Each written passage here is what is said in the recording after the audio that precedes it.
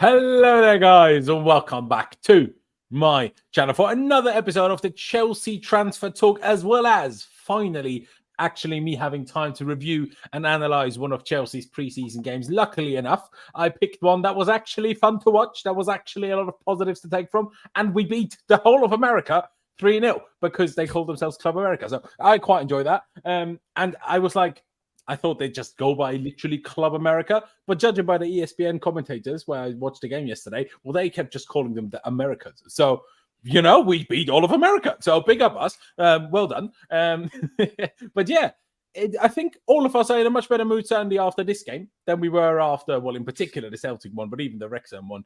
I like it. I was positive. I just said it to Conor and Ollie before we went live. I saw more progress and part of a process in these three preseason games so far than I did all season under Pochettino last season. So as much as, we shouldn't have lost our minds after losing 4-1 to Celtic, the same way in the opposite direction, we should now positively lose our minds after beating Club America 3-0. It's still preseason. We will still have bad games to come, maybe against Man City. Hopefully not in the Prem game against City. Hopefully it's going to be in the next friendly against City. But still, there have been certainly a lot of positives to take from this. I'll get to Conor after because, he's the tactics guy. So I'll start with you, Ollie. Thank you very much for being here once again. I appreciate it. You watched the game last night. Did you have as much of a good time as I did? Because I surprisingly had a good time, in particular in the first half. I can't lie. Yeah, it was actually genuinely enjoyable. First of all, hi Loz, hi Con, hi chat. Hope you're well. Yeah, I actually really enjoyed the game yesterday. I thought it was it seemed like a bit of a breath of fresh air. It felt a little bit like whatever Enzo Maresca is actually trying to put together with this squad. Something just clicked a little bit. Something went into gear, especially in that first half where we looked really good. Yeah, I'm not going to get super carried away because, like you say, it's preseason. We can't be carried away with wins or losses. But yeah, I thought it was generally a pretty good game, pretty good shape. We were nice and aggressive, won a lot of second balls, and created a lot of good chances. Absolutely. Jonathan, by the way, sorry for being late. I tried not to, but a couple of minutes, sometimes it happens. Ricky says Maresca showing his inner tactician, being able to make lineup changes to help the squad perform. Absolutely. We'll get into more detail of that in a second. Ricky also says America is arguably the best club in Mexico and the US. So, not bad going. They're also 4 games into their season already, so they're certainly in a better physical condition than Chelsea should be. So yeah, it's good going. Conor, I'll come to you, and I'll bring the lineup up and everything in a minute. But just to a short and precise summary, what do you think made us so much better today? Oh, yesterday, I guess. Yes. Whichever way you want to look at it with time zones, than we were against Celtic and Wrexham. Like, was it just a natural, okay, we're like a week further into training under the new manager, that's we're better? Was it we put a player into the team that actually knows the manager and the system in Dewsbury-Hall, because that will have played a factor in that sense for sure, in my opinion. Is it fitness, even though arguably we should be starting to be less fit because Nkunku has played more games in the last week than he's done in his entire Chelsea career. So, and when I say games, in particular, in terms of minutes, like he's played way more than he's done at any other stage so far since joining Chelsea. So, I'm not even sure if they're necessarily that much fitter. But yeah, how would you quickly summarize why you think we were all of a sudden so much better? Or was the opponent actually worse than some people think, even if they might be the best US and Mexican team? Could that play a factor here too? No, I think that the opponent, I think I was quite happy. Like, I think that's a good game to have, like, because the level isn't quite obviously your high-end European squads that we're going to be playing in the next like 2 weeks. But I would really love it if Club America could play against Celtic. Just so I know. It's a fitter side. So, like, at the end of the day, like, it's a different test. And the whole point of preseason is to have different tests. Wrexham was to face a low block, and it was to get your fitness up to begin with. That was almost just a reps sort of occasion. Celtic, again, further along in preseason than us. Club America during the actual season, as you said. So each test is going to face its own things, and every game will prepare you for something different coming towards the season. So I quite like that selection from Chelsea to play Club America. The things that you like, if I was to narrow it down to maybe like 3, it would be Dewsbury-Hall, like you say. I think you can, if you just watched him, if you rewatched that game and just watched him for the first half, that first 45 minutes. It's just instantly, and Maresca said it as well, he's speaking a different language. It's everything to him is, he knows exactly where, if this number 8 moves there, if Nkunku goes there, I need to be here. If Badiashile has the ball here, I need to be here. And it is just instinctive, and it's quick, and it's not taking too many seconds, and it's not taking time off of the movements because he's already in position, because he's just so he's so in tune with the desire and what Maresca wants from him in that role. Yeah. So that in itself, just having Dewsbury-Hall in there automatically makes other players look better because they've always got an option. So it instantly helps the backline play out. It instantly helps the likes of Lavia and Gusto get facing forwards because Dewsbury-Hall's there for the bounce passes to allow them to face forwards. He makes the runs to allow Sterling to get more space.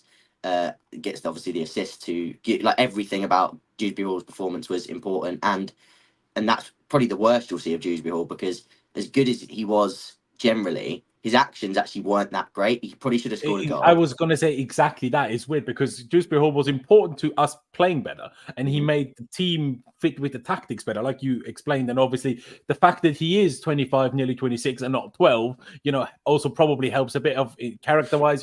Telling people do this, do that, whatever. And also, I feel like it's more easy for his teammates to just do what he does when he's a bit of a senior man rather than a kid. I feel like it's a bit easier for everybody else to follow someone that has a bit more of a presence about him. Not necessarily that I'm saying the others don't have a presence, but it's just natural when you're 20, 21, 22. You don't have that as much as when you're in your mid-20s already. But like you said, he had some sloppy touches. He had some sloppy passes. He had a couple of occasions where I'm like, it's weird. From a football technical perspective, I didn't think he was that good. But from a movement and runs and tactically, he was fantastic. So it's kind of like, on the one hand, I want to praise him for it. On the other hand, I'm like, well, he's the guy that worked under that manager for a year. So I'd almost be shocked if he wasn't tactically much better than all the others. Like, that would almost be a bad sign. From a footballing perspective, I wasn't particularly impressed just yet. The assist was great. The other things, there was a few sloppy moments in there, I felt. Obviously, everyone can have their own opinion on that. But you said 3 points. You started with Dewsbury-Hall. What was the other points? We narrowed up that back three in terms of in possession. I think a lot of people realised that in the previous two games, the wide centre-backs were basically playing as the full-backs, and then you would have the central centre-back almost look like he was on an island with two massive distances to cover between the left centre-back and the right centre-back. That was a lot tighter. And again, that's just a small tweak, but it helped progress play quicker. There was more 1-2 touch interchanges, and again, you could tell they'd practiced it. It's something. It wasn't just off the dome. That was a practiced manoeuvre, and they changed that on purpose. Another thing I'd say was just the out of possession in terms of when we press and how we press. Madueke, so important to that. Gusto, so important at left back to that.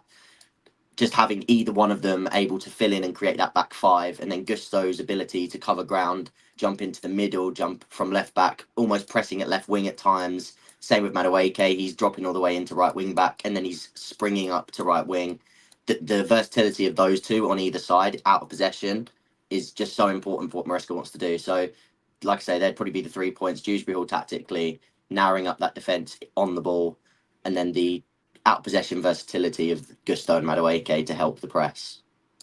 Absolutely. See, I've used this website obviously many times last season already. Unfortunately, I don't know what they've done to their own website, but they've kind of ruined it. So when I try to move a player around, it just starts going all haywire. So I'm going to try to make this work as best as I can. But yeah, essentially, this was the lineup that we started the game with, if you can hopefully see it on screen. Obviously, I'm now talking more of off the ball.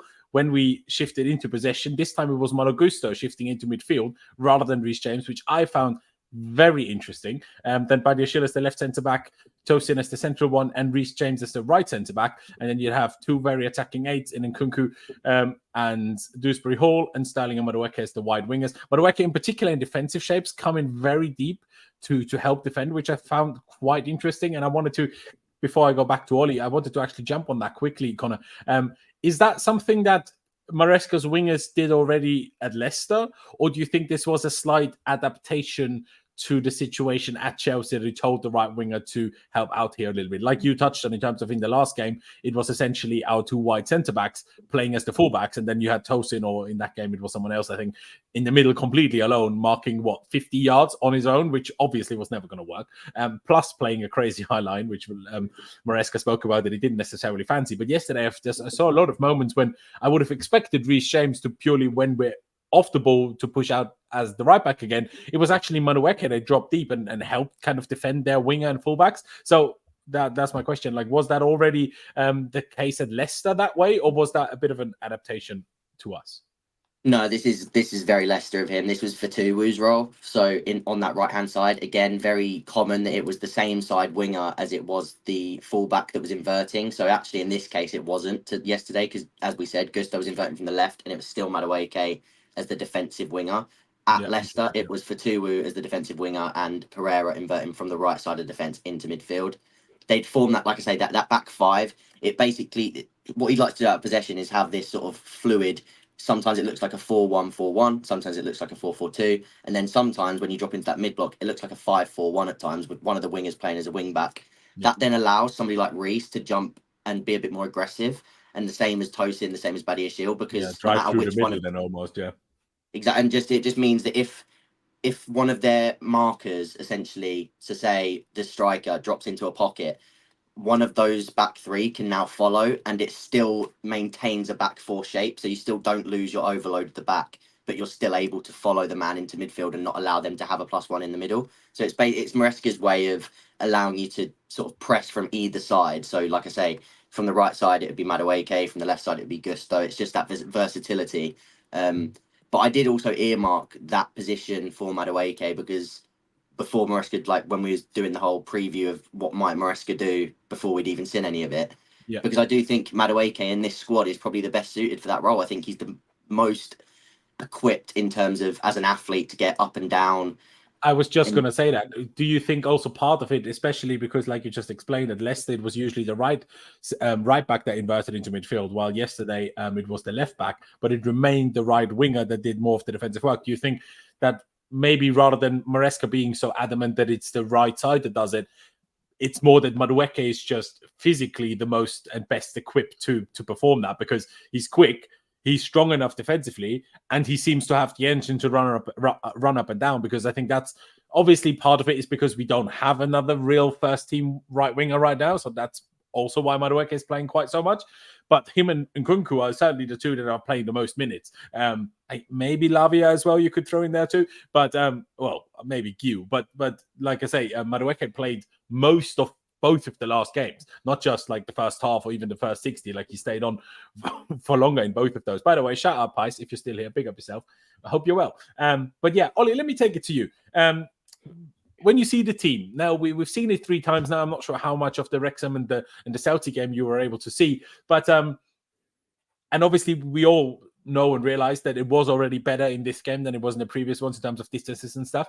But how about you? Because I like the way we try to build up. Now I understand that sometimes people find it a bit too almost nerve-wracking to see us play out from the back the way we did yesterday, for example. But when it works the way it did yesterday, I think there's not many quite as satisfying things in football than playing out from the back through a pressure, evading the pressure, and then starting your own attack as nice as we did on multiple occasions yesterday. That was probably one of my favorite things that we did yesterday. Did you like that as well? Or is actually that kind of passing out from the back football something so nerve-wracking for you that you're not actually that much of a fan of it? It depends, doesn't it? I think it largely depends on the setup that you've got. It seems that when Maresca can get it to work, it really works. Especially with the way he likes to make sure that the players are going to break the lines, make those line breaking passes, and go forward, back, and then through. It's a good way to turn defense into attack really quickly. Yeah. And when you've got technicians who are quite press resistant, like James and Lavia and Gusto and Nkunku and Madueke, all in those kind of zones, because we built up a lot on the right hand side. When you've got them in that kind of zone, it's very technically secure. And as a result of that, I wasn't really that worried, especially after sort of like watching the first sort of 10 minutes. I was thinking, no, actually, like this can actually work, this kind of possession football. Like this actually has the ability to fit Chelsea Football Club, which is really nice to see, because I think a lot of people, we still had a lot of questions about Enzo Maresca's ability to actually be able to implement his system in a way that would suit Chelsea's players. And it seems that something has just clicked and he's gotten it into such a way. Maybe it's just the extra training sessions. Maybe it's finally the players are starting to understand. Maybe it's personnel. Not sure. But it definitely, for me, I quite liked the way it worked. And I think it should be a good opportunity for a good opportunity for the season to come. 100%. It's going to be so interesting because there's going to be teams that will press us better than Club America did. But there's also going to be a lot of teams in the Prem that know that that's what we want to do and will therefore purposely not press us, to not give us kind of the advantage of them, pushing out and therefore creating more gaps in the middle for us to find it easier to play through. So for me, one of the biggest game changers yesterday was Reece James playing as right centre-back. And I'm not saying, okay, we were all of a sudden defensively so much better, even though I think that was also the case to some extent. That's not even the decisive thing. Two things for me. First of all, Reece looked more comfortable and knew more what he is supposed to be doing. But also, I think the biggest game changer was how much of a confidence boost and therefore, in a way, ability boost he gave the players around him. Because Reece is so calm when under pressure and when receiving the ball or trying to play out from the back. But also, he is such an important presence in being an option to pass to, because he's so strong that whether that's Tosin, whether it's Sanchez, whether it's any of the other players around, they know almost always they can give Reece the ball, even if he's under a lot of pressure. He's so strong, he will just shield the ball.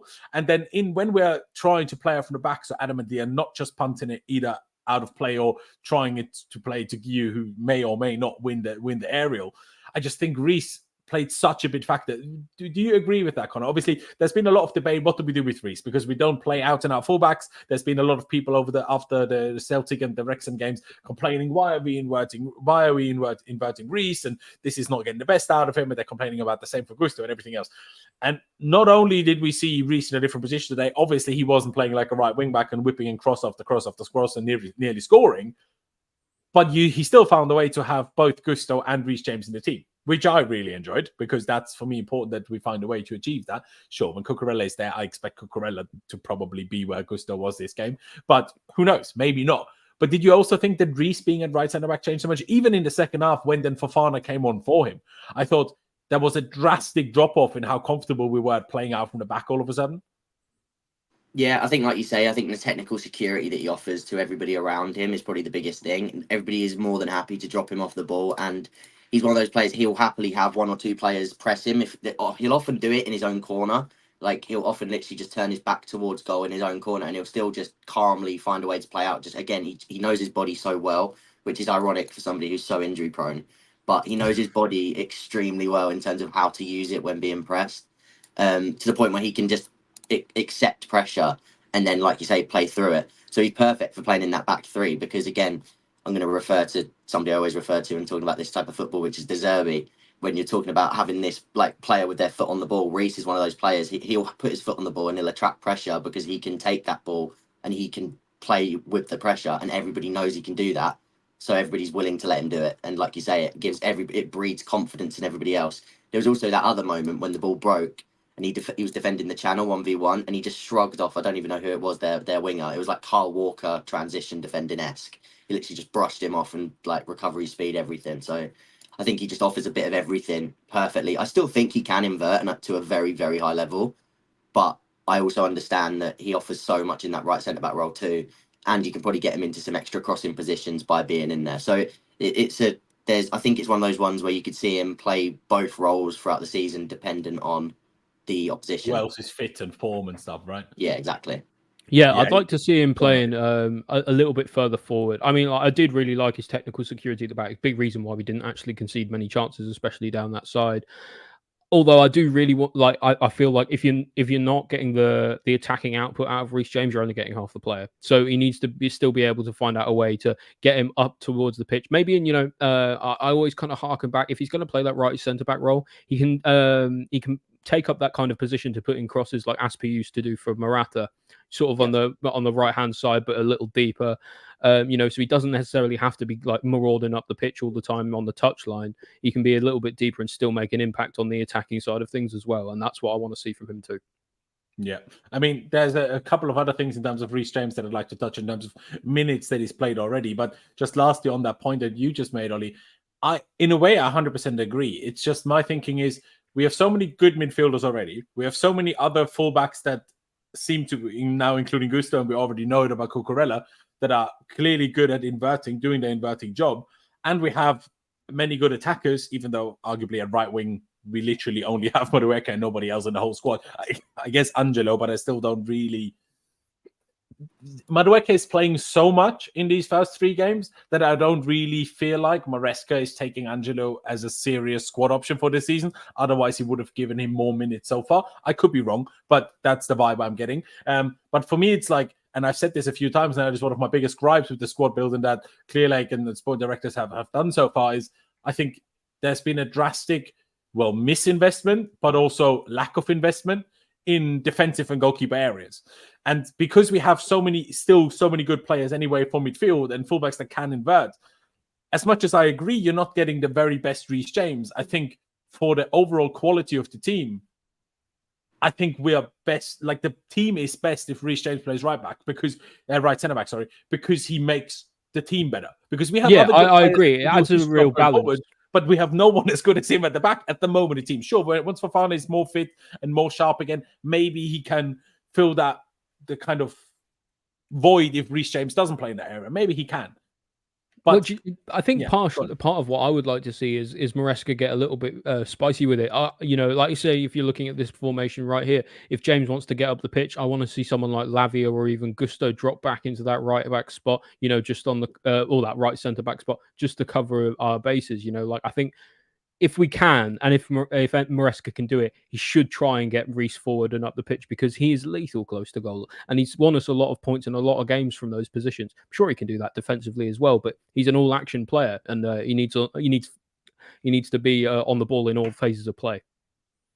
Yeah, like I say, I hear it. It's not like I disagree. I don't trust our defense. There's very few of our defenders that I actually trust, and if I put Reece James there's one more that I do trust. So therefore, to me, that seems a bit of a better idea.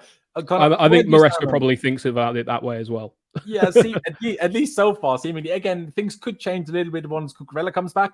And obviously, Levi Colwill didn't feature yesterday. I don't think he's quite injured, but there was reports that he was, while still training, he was training away from the group with some fitness coaches, so maybe he had a small niggle or whatever. Load management, they called it, didn't they?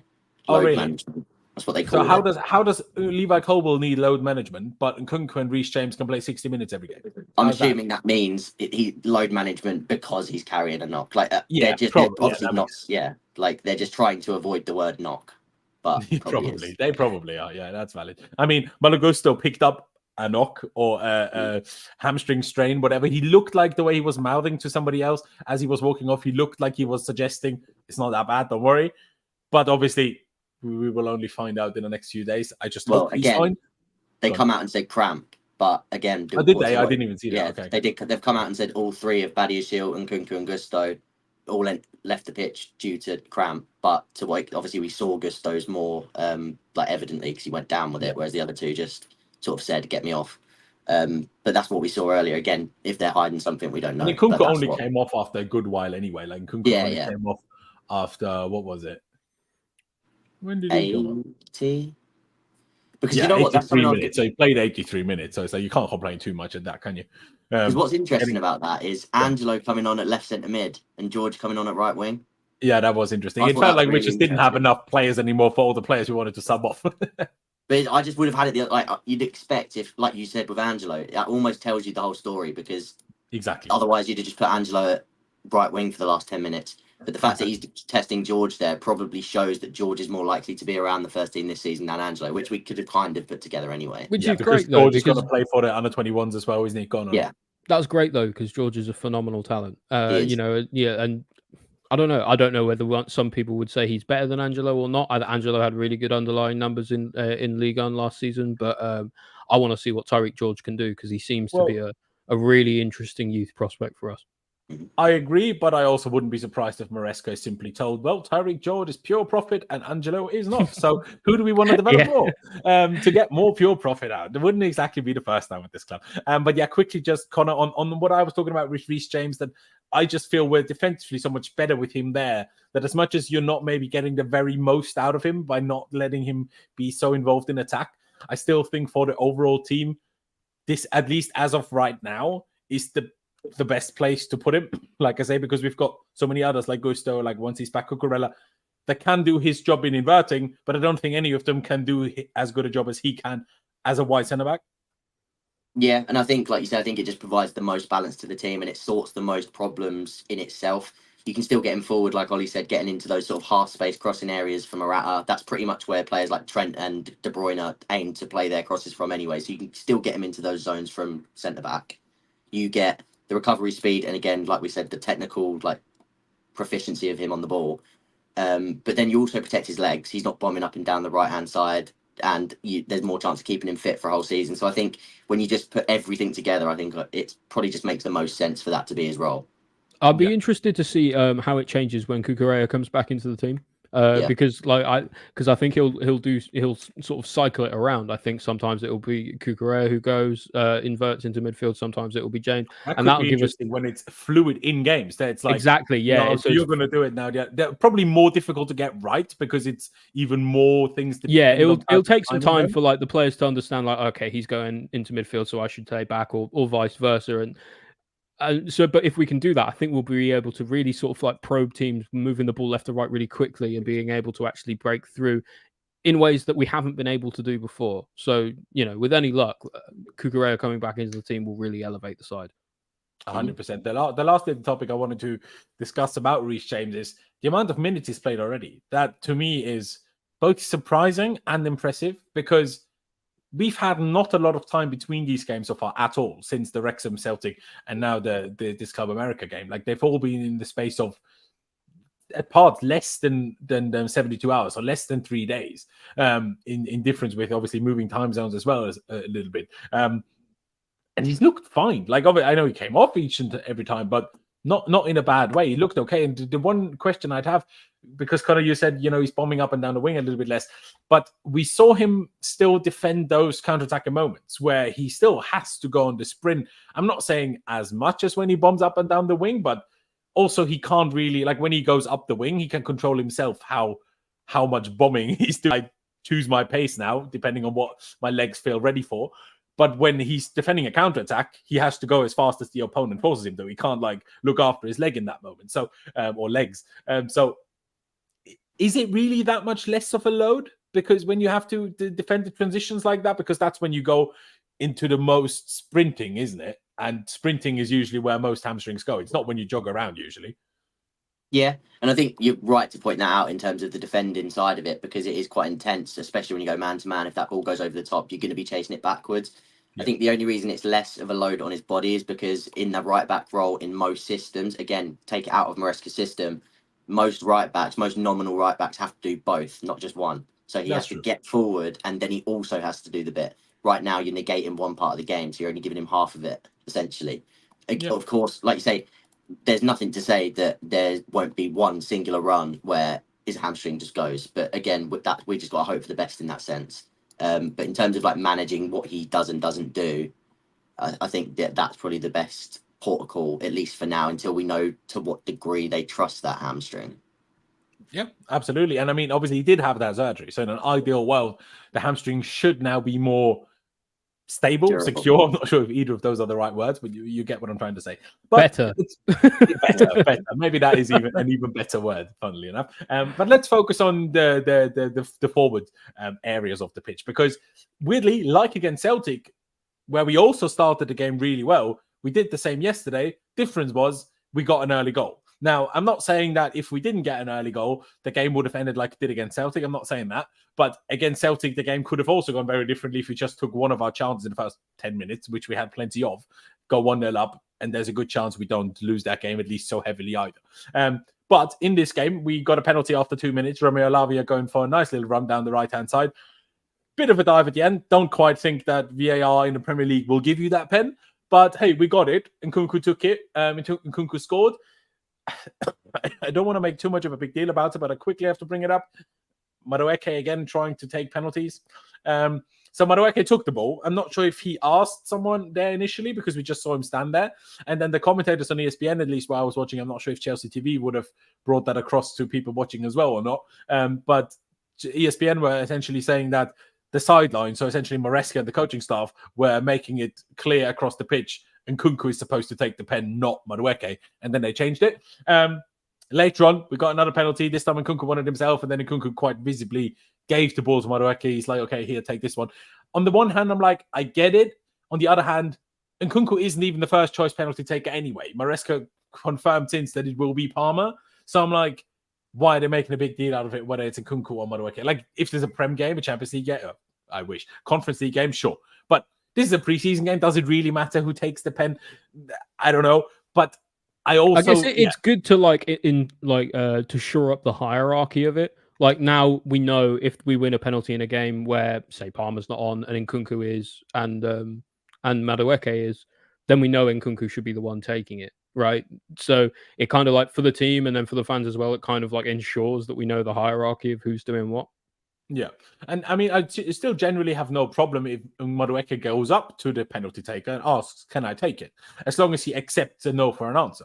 If you're willing to accept the no, it's fine. I have no problem with him asking for them. But just don't throw hissy fits when you want them and then don't get them. That's the part that isn't good. But the Demonin says, I'm not sure if I pronounced it, Demon Nat, potentially. I'm going to go with Demonat. He says, fighting over pens have to stop. I'm glad the coach made it clear. I agree in a way.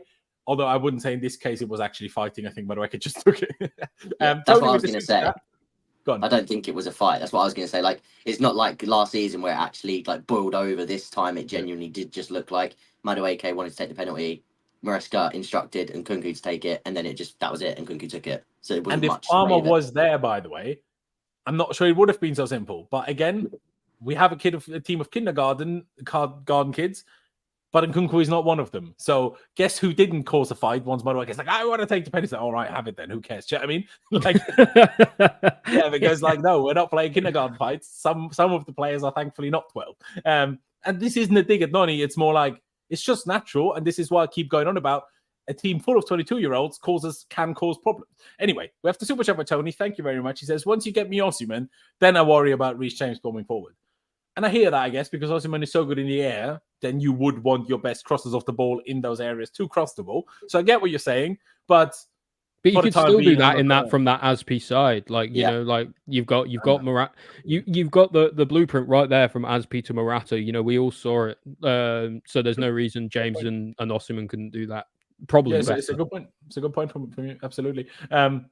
But yeah, for the time being, I wouldn't get too excited and too sure that we're getting Osimhen anyway. So let's worry about that if we do get Osimhen and not beforehand. But yeah, obviously Nkunku took that penalty. Then we had a number of chances. Dewsbury-Hall always somehow on his right foot. For me, clear indication that he just hasn't trained with his teammates that much yet, because they didn't give him the ball to his left foot every time, which I think he probably would have hoped for every time, because he probably gets 2 goals if these chances fall on his left foot rather than his right foot. Then again, I haven't seen enough of him to really judge how close his right foot is to his left foot, but I'm giving him the benefit of the doubt that if he had these chances on his better foot, he would have scored a couple of them. But yeah, we had some chances, didn't quite get them in.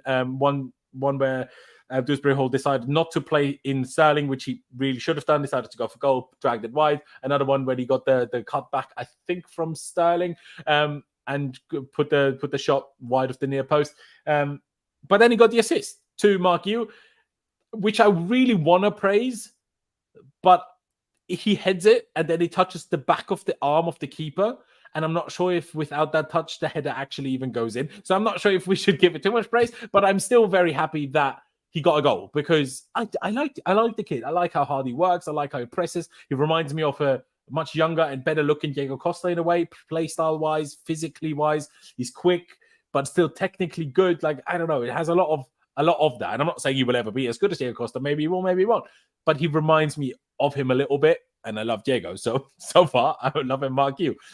But got himself a goal. So focusing on the first half first, Ollie, the attacking play.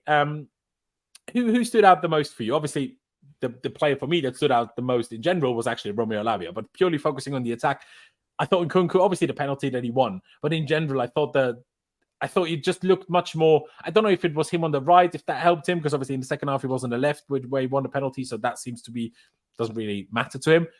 But yeah, he stood out the most, except that him and Madueke, that they had no chemistry first half. Every time they tried to pass to each other, there was a misunderstanding about where the other person was going to go. But that will come, obviously, with time. They've barely played together, and when they have, Nkunku was not that close to Madueke ever before, I think. So, yeah, but Ollie, what did you like most about the attack? What did you like? Did any individual stand out? Was it more a collective thing? What do you reckon, bro? I actually agree with you. I think both going forward and actually going back, I think Romeo Lavia was the one who stood out the most for me. He was an absolute demon, winning every single second ball. And especially when then we did want to take the ball, he was really good at, like he does, turning on sort of the half turn, driving up the pitch, releasing a pass. So actually he was making a really big contribution in terms of the attacking sense. Made up some really nice through balls as well, if I remember rightly. Especially down the right hand channel. So yeah, I think for me it'd be Lavia stood out the most as being sort of that player who can sort of progress the ball from defense to attack, and that's something we've kind of been missing for a while. So it's really nice to see it. Absolutely. Conor, what about you? Similar question in terms of going forward, standing out. Obviously, if you want to touch on Lavia here already, you might as well, because he was fantastic, and I think everybody agrees on it.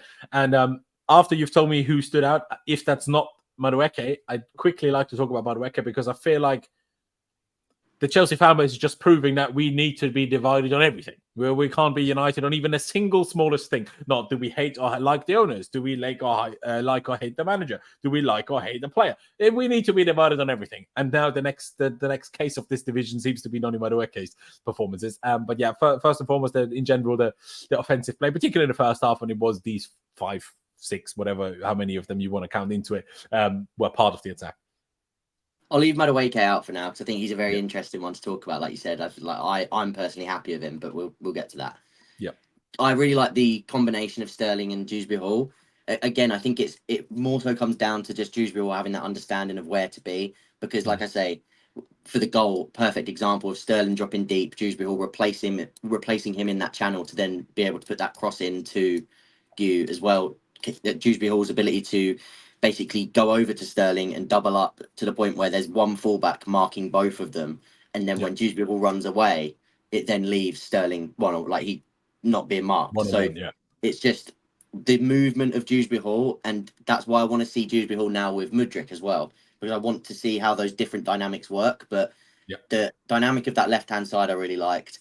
And Nkunku we've spoke about less. It was just more so how well he played in general, just technical proficiency of how good he is on the ball.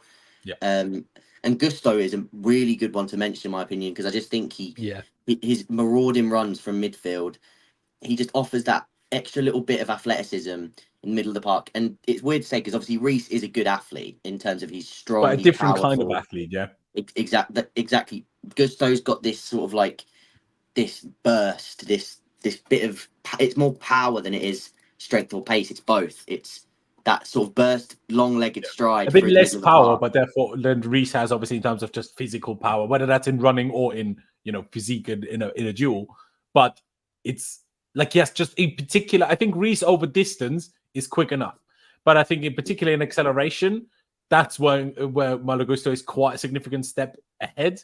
Maybe also Reece is concerned about sprinting too explosively for his hamstring. Maybe he could also be quick off the mark than he's shown recently. But yeah, I exactly agree. Gusto was just so quick in when we lost the ball, shifting into left back. When we had the ball, shifting into midfield. When he had the opportunity, make a run, offer the pass to Lavia, offer the pass to Badiashile, to Tosin, to Reece. Like, Malo Gusto is such a fascinating player to me. Like, we were sat here, not us directly talking, but when I was in the group chat, or many people that were analysing the Celtic or the Wrexham game, and so many people were talking about how, Reece obviously needs to adapt, and even though he's played in midfield for Wigan, it still will take time, blah, blah, blah. Well, Malo Gusto was like, well, not me, because he's like, I'm sure they've played there in training, but not only did he play kind of off his wrong side, off the left side, and I know he played there a couple of times last season, in particular off the bench. When we had like a few injury issues, obviously. When did we not? But in general, I thought Malo Gusto was outrageous in terms of how quickly he seemed to perfectly adapt to what he needed to do in that role. Now, I say perfectly. I'm sure there is still a few levels to go within the system as a whole, but comparatively to everybody else, Malo Gusto didn't at all seem like, okay, he's playing a new position. He's not quite sure when to do what or whatever. He was utterly phenomenal. He can play anywhere. I'm telling you, like we've seen him in positions where he's been across the time he's been with us. He's been at right back, left back. He's been right centre back. Now he's in midfield. He's been a right winger more or less at times as well. So like he really gives me a lot of parallels to Azpilicueta actually. He could play in terms of he literally could. Yeah, in terms of just like how versatile he is, especially across the back line, but actually going forward as well. I mean it in the best way when I give that I give that comparison to Azpi, because like he was so versatile as well, and that was really important for us. He could end up being sort of like the linchpin that actually makes the system work by going, like if we've got injuries or people need to slot in places, like he is one of those players who can really do that, and he's so technically secure. It doesn't matter where he plays because he's always going to do all right anyway. 100%. And I mean, that's kind of what I was thinking about when I said this to Pice, I think in a recent stream a couple of weeks ago or last week, whenever it was. We were just touching it there. Like, we don't really have a second right winger at the moment. Supposedly Palmer's going to play centrally. Now, maybe him playing centrally doesn't mean he will always play centrally. Maybe he will still be a right winger sometimes. I don't know. But it doesn't seem like it's going to be Angelo. And sure, we might sign someone still. But if we don't, I think Malo Gusto could very comfortably fill that right wing spot all the same. Now, sure, he isn't left-footed, and then the cutting in will not be quite as effective and as potent as it will be from Madueke. But therefore, everything he does with the right foot will be much more potent and much more effective. The cross, because if Madueke has one issue, I think it is his right foot. And obviously, apart from decision making, we'll get to that later. But we touched on having potentially Osimhen in the middle at a later point this season, or at a later point this transfer window. If you have, because Gusto, maybe he's not quite Reece James with his crossing, but he's not that far off. And if you put him at right wing, I don't think you're missing much. I think you still got a 1v1 ability. Sure, maybe not quite like Madueke, but still good. Arguably better than Mudryk, at least arguably better than Mudryk is showing in pre-season so far. And he can cross. And he's got the pace to make runs in behind. He can finish. I'm not sure how many goals he scored last season, but he could easily be the kind of backup at right wing if necessary. I'm just thinking. I actually said this last season. When he was playing last season, I actually said this. I said, if we've got to find a way to get Reece James and Malo Gusto in the team at the same time, and it seems Maresca's managed to do that with sort of this kind of inverting into midfield or right centre back type of thing. But actually, I also think it works like that as well. If you had him as the right winger type, as that kind of player, you've got him and James. Then you have someone like Nkunku or Lavia or what have you rotating on that right hand side. It just causes so many problems for the opposition teams because they don't know who to mark. Like, constant rotations, people running in behind all the time. Do I go with Gusto? Do I stay? Do I go with Madueke? Do I go with James? And that's the sort of problem that if we can give that to defenses in the Premier League, they're really going to struggle to work out how to deal with it. Yeah, exactly that. And just as a last point on that, on Malo Gusto in particular, I'm also thinking, because obviously yesterday he played as a left back inverting. If we have Cucurella in the team, now Maresca might just pick Gusto over Cucurella in that role anyway. Could also happen.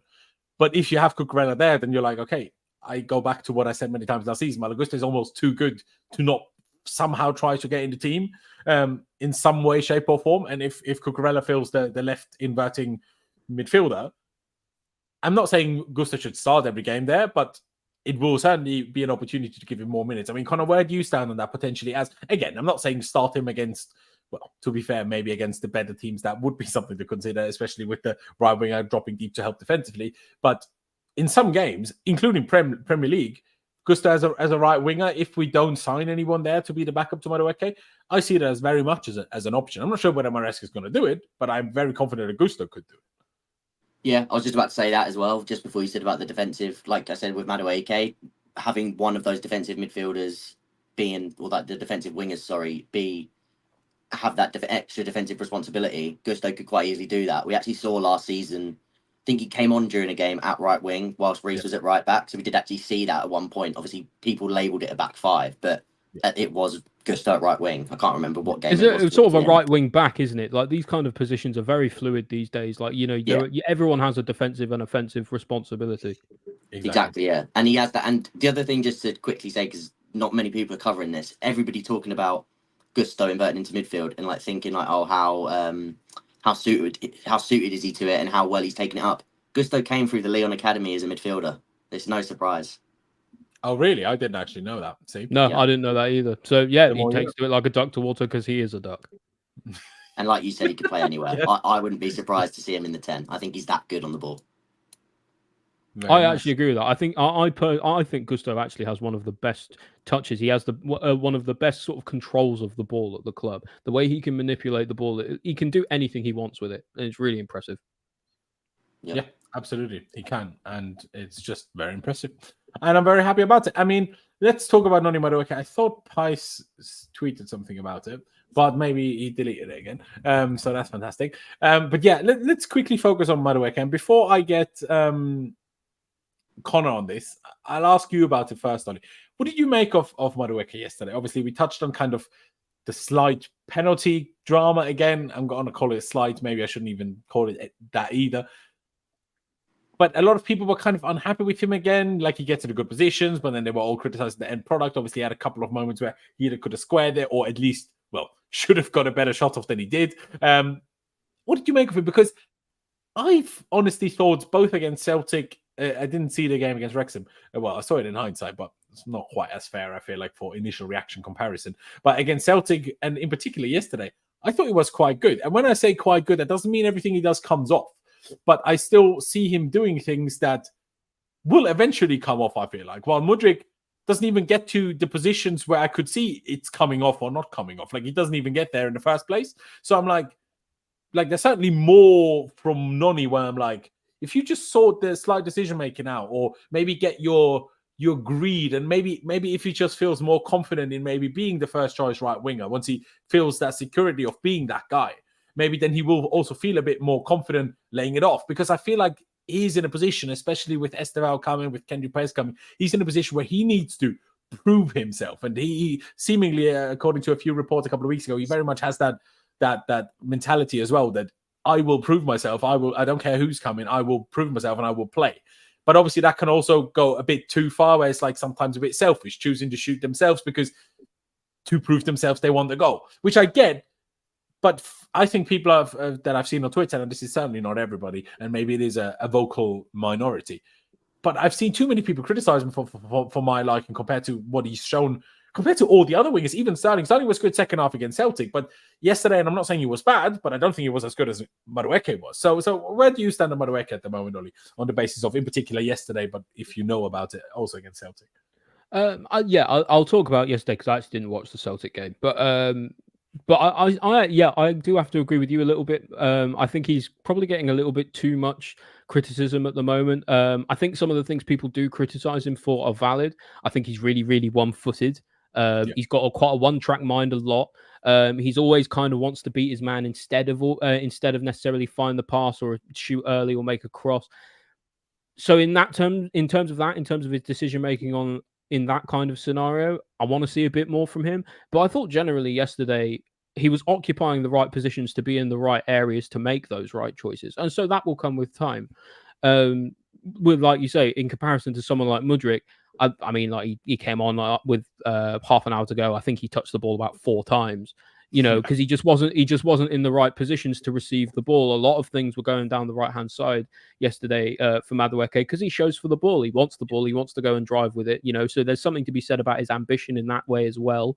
He's not trying to hide away from it. And if I'm honest, I think he will have a really good season for us. I think a lot of people are giving him a little bit too much flack. I don't think everything he does is perfect. Like I said, I think he's got a pretty one-track mind sometimes. If he can learn to diversify his game a little bit, cut in on his weak foot instead, or drive to the byline, or really change it up, make it really difficult for defenders to know what you're going to do. Then when logically they're going to really struggle to defend it because they don't know what you're going to do. Whereas at the moment, I think most defenders who do defend against him know what he's going to do, and it's just whether they can try and stop him or not. Exactly. Conor, your take on Madueke and your take on what you've seen being said about Madueke elsewhere as well. Yeah, I'm not happy with it, but again, I understand. It depends on what's said because there's constructive criticism and there's basically what Ollie just said. You're allowed to have those sort of you're allowed to have any opinion, obviously, but the point is you're allowed to have the idea of and the thoughts that yes, he can improve his end product. I think everybody could admit that, because I like Madueke, but he can improve in that aspect. He is quite left-footed in the sense that he's reluctant at times to go on his right foot, and when he does try it doesn't quite look at the same level. It doesn't look to the standard that is needed. But something to be said, and I said this on the stream yesterday on my channel. It was almost like wingers with goldfish mentality is what I like to call it. And I think it's so important when you're playing in these systems that you have wingers that are like this, because the whole point of these, you're funneling the ball to your wingers in 1v1 scenarios. They're going to get 10 to 12 actions to attack their fullback. No winger in the world is going to pull off. You're not going to beat your man 11 out of 12 out of 12 times. It's not going to happen. If you're not Hazard, Neymar or Messi, you're not going to. Because Vinicius Jr., in my opinion, is one of the best examples of a goldfish winger, because he will go at his man countless times and play it. People that don't watch him and they just watch him through sort of his highlights and his best bits, they see the one time it came off, the 2 times it came off, and he's a brilliant player, but he also screws up 4 or 5 times, but he has people trust his ability that if he keeps going and he keeps going, something special will come of it because he's got that confidence in his team. They've got the confidence in him. And that comes from, his surrounding and his relationship within the team that he's built and how the team is built towards him as well. Same with Doku at City. He's another one that I like to think of in that sense.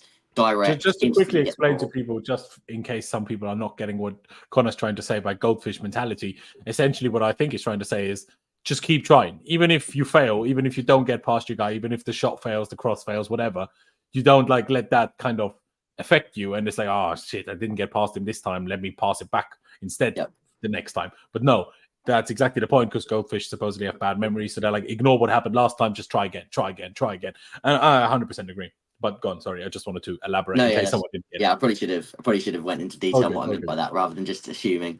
But yeah, Doku's the same, and like I say, it's just with Madueke, what I love about him is that he'll get the ball and he will just continuously try to beat his man. And he knows he's not great on his right foot, but he'll still try and beat his man towards the byline, and he'll try and get his body in the way. He's won quite a few penalties by doing that this season. He might not whip a ball in on his right foot, but he'll still drive at the box on the outside rather than cutting in to try and add some variation. So he does realise these things. Like he's not so oblivious to the fact that all I do is cut inside on my left. He's trying to add variation. It just needs to come with more end product and more quality on his right foot. And like I say as well, I just think people don't realise, like we just spoke about earlier, the amount of sort of responsibility he has on the defensive end, and Maresca trusts him in that, and he has shown that already.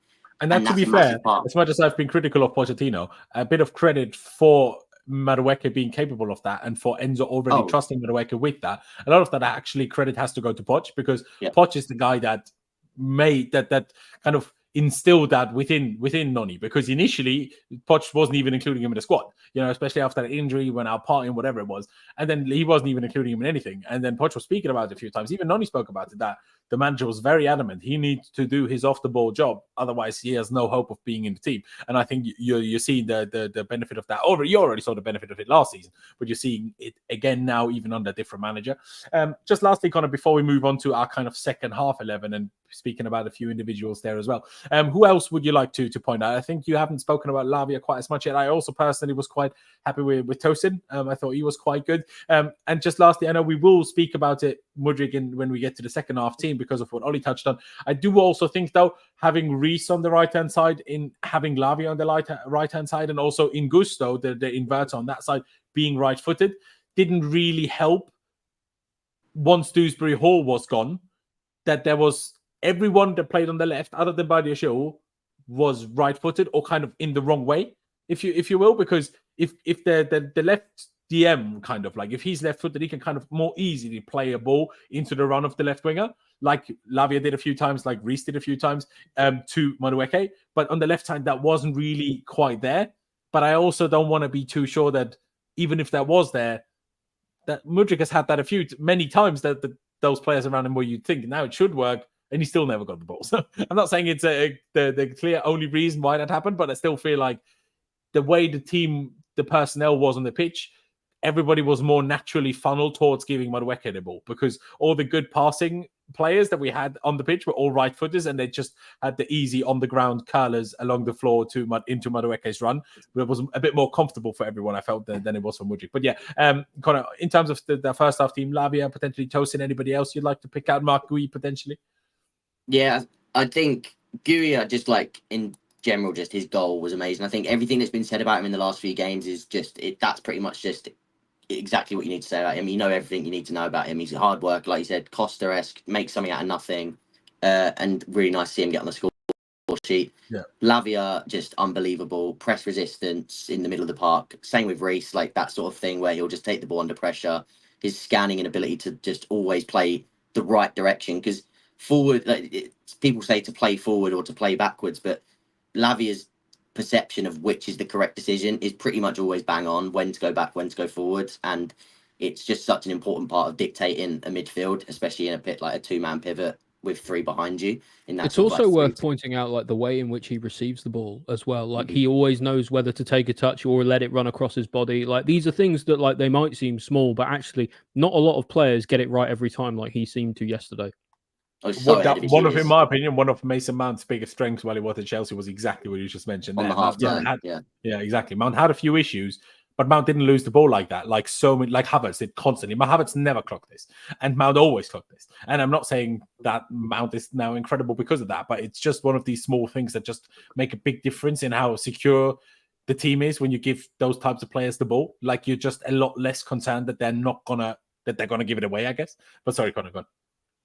No, like bang on as well. That's what I mean. Like it's just this ability. People thought we were just getting a destroyer, but he's so much more than that. He's got that ability in him. He's a top class athlete. His ability, to, like I say, to cover ground is there too, much like Caicedo. But they're also like again very comparable to Caicedo. People thought we were getting more of a destroyer, but these players, they're both technically so excellent as well in terms of their passing range. We saw Lavia progress in play with his passing, long range, short range, just pretty much any range of the ball, and he's affecting the game.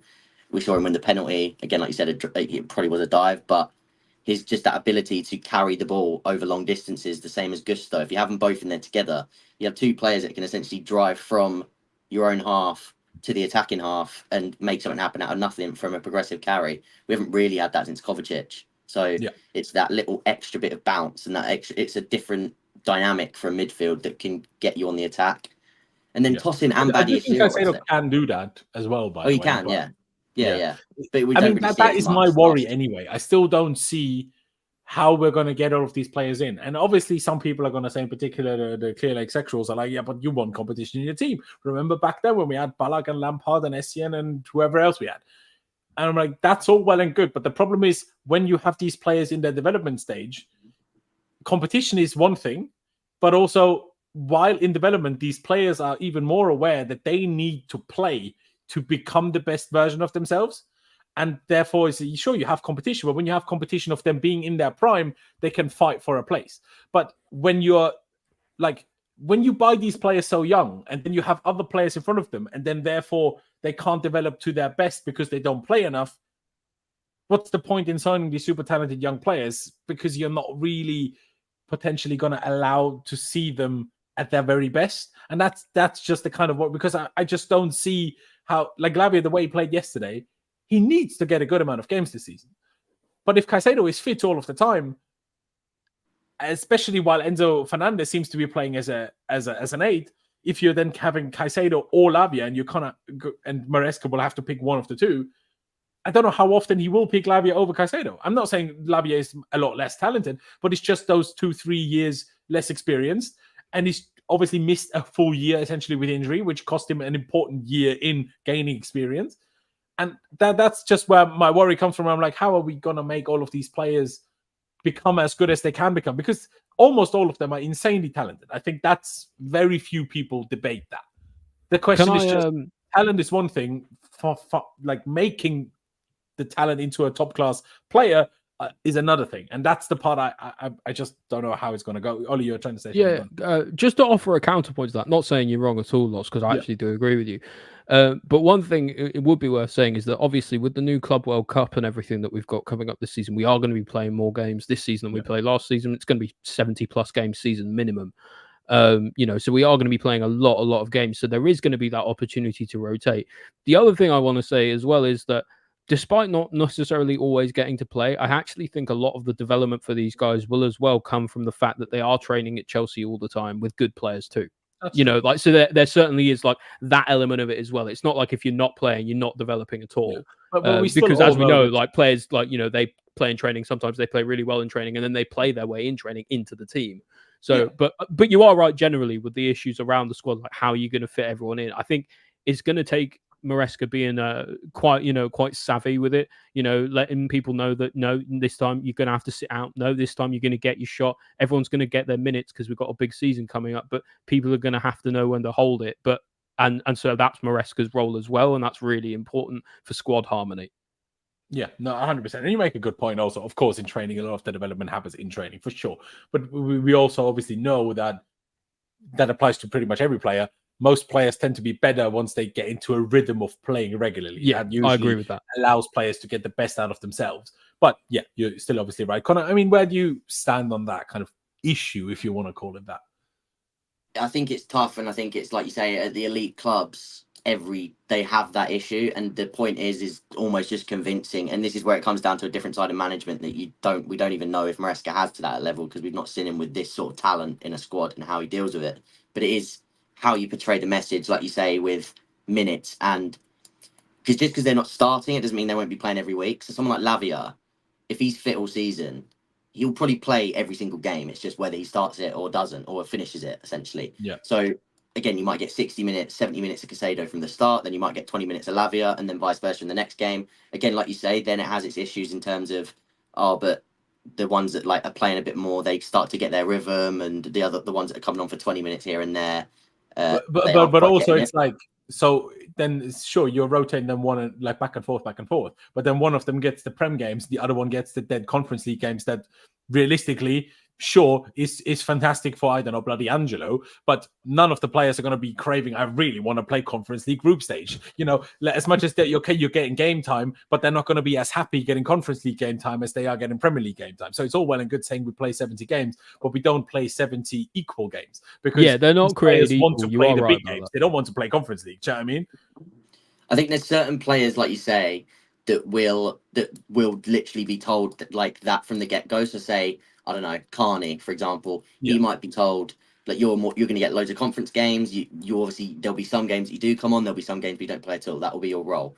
I think with Lavia, especially if you just have the roles of Enzo, Lavia, Caicedo, just those three, I think they'll all pretty much be in the same boat and pitch the same boat of, you're all going to play in the Prem, you're all going to play in the Conference League, and you're all going to play in well, maybe not the Conference League, but you're all going to play in every competition, and it will genuinely be based on performances, based on appliance, based on opposition. So I think with them, it's going to be, like I say, I think Lavia, even if he is the least favoured of the three, like at some point in the season, I still think you'll see a lot of minutes, so I don't think it'll be an issue. But obviously I hear, like, it's tough, because every club, there will be a point where he might want to be the man ahead of Caicedo, and then that's where it all comes down to that man management. So it's one of those ones. And then eventually one of them will have to be sold, because they will both want to be the main man. It's just not, and on the one hand, it's a good problem to have, though, right? It is, but it's just not like, it's good for the club. It's just not nice for fans, because you're gonna attach to players, you're gonna like players, you're gonna want those players to do well for your club. And then those players are going to end up being sold. And that's why it's frustrating. Please excuse my cat going went in the background, by the way. Anyway, we move on to the team that we had in the second half. I did put on the screen when these guys did all come on. Because we had a few debutants. Well, obviously, Dewsbury-Hall already. Jorgensen played the second half already, which was interesting. And also, Enzo Fernandez, not a debut, but literally joined up with the squad 2 days before and already played the whole second half, while Caicedo hasn't been involved at all. I don't know if Caicedo must be carrying some sort of knock as well. Otherwise, I assume he'd be playing as well. But yeah, this was the team in the second half. I think it was Chilwell, kind of the part of the back three, and then Vega was part of the midfield with Leslie Ugochukwu. Conor, please tell me if I'm wrong. I think Vega went to the right. Who? So I think Vega went to the right side and then was inverting from the right, I think. Oh, okay. Was he? I didn't clock that. I think, yeah. Do you know what? I think he might have started out on the. Yeah, I think when he initially came on, it wasn't the left, but then obviously the Chilwell and then he moved. I think he moved when I can't remember who else came on. Mallow. Yeah, when Gusto came off for Chilwell. Yeah. And then they put Vega on the right, Chilwell on the left, and then how you have it now is pretty much how we ended the game, I'm pretty sure. Yeah, exactly. And initially, when Enzo came on, it was then Nkunku moving from the right number 8 to the left number 8, and only at the very end, Angelo, like Conor touched on earlier, replaced him. Yeah, as for the second half team, now Chilwell, I don't think was supposed to come on, but obviously, well, maybe he would have done later on in the 83rd, like these guys. But Malagusto obviously had to come off. Then Chile came on, actually had an absolutely outrageous goal line clearance, goal line block, whatever, after lying on the floor. Like, he blocked the shot, then the shot fell to another Club America player, and he kind of headed it away from the goal line after lying on the floor. Yeah, it was very John Terry, wasn't it? Yeah, very much so, very much so. Like John Terry, shades of his last ditch tackle in the Champions League final. Yeah, absolutely. So certainly Chile trying his best to somehow keep a place in the team, I think. Obviously, Maresca, even in the press conference before this game, was actually talking about how it's quite a he called it a delicate situation to find the position for Ben Chilwell, which kind of tells you everything you need to know, that he's a decent left back, but we don't play a normal left back, and it doesn't really suit any of the other positions that we have. I still think a bit like Gusto, Chile would, in my opinion, probably from the positions that we have in the team, would probably most be suited to playing left wing. But obviously, as we learned on our podcast last season, we don't really want that happening either. But about this team, Enzo is the number 8. I think it's the first thing, or one of the big things that we need to discuss, and Jurgensen as well. Sure, Broja's missed, but we're trying everything we can to sell Broja. So I don't really care that much. As much as I like Broja, and as much as I like the Cobham guys, who cares? The only thing you can say is maybe it cost another 2 million of a potential transfer fee. The fact that he missed that. But Enzo being chosen to play as the number 8 now. We can't be for 100% certain now that this is going to be Enzo Fernandez's position on the Maresca the whole time. Reece James played inverted midfielder the last 2, and then last game played all of a sudden as a right centre back. So there's still changes absolutely very much possible. And also maybe he played there because he's been back only so little time, and then maybe as the 6, it's a bit more. There's a bit more relevant tactical instructions, like when you need to be where. I don't know. I'm purely speculating because it didn't really seem like it worked. The only thing Enzo Fernandez did was wearing the captain's armband, which also on that, I would like both of you guys' thoughts. I think that's PR after the whole scandal, or do we think that's a sign for if Chilwell leaves, Enzo Fernandez ends up being the vice captain behind Reece James? What do you reckon? But yeah, Conor, I'll go with you first. Enzo being used as the 8, you're not quite sold on it, sure on it. And then obviously also the armband stuff. The thing is with Enzo as the 8, it's not that I'm not sold on it. It's just, and I think he can do that job perfectly fine. It's just that I don't think you're optimizing the absolute best of Enzo Fernandez. I think that to get the absolute best of him, you're having him have 100 touches, especially if you're playing a system that allows a player to have 100 touches. He's the 100-touch man. I think even when he was touching the ball in deep areas, bear in mind this is his first game back. He's been with the squad a few days, and he was dropping deep to receive in that sort of number 8 pocket, which is probably the best part of that number 8 role that he could do, receiving in those sort of like wide areas deeper on the pitch. Even then, like some of the passes he plays, they're so simple, and they won't get any praise, but every single one is like empathetic. And I say that in the sense that he's always thinking about the next 2 touches after that for the player that he's passing to. And I think that's his biggest strength. I think he's just so switched on in terms of every single pass, like the need of every single pass.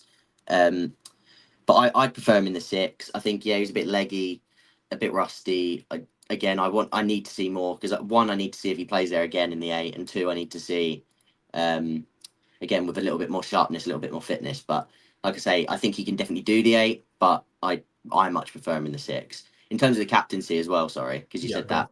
I don't think it's PR. I personally do see him as one of the leaders of the team, but I do think Cole will probably get vice. I would say Enzo's maybe like 3rd in line, if that would be my prediction.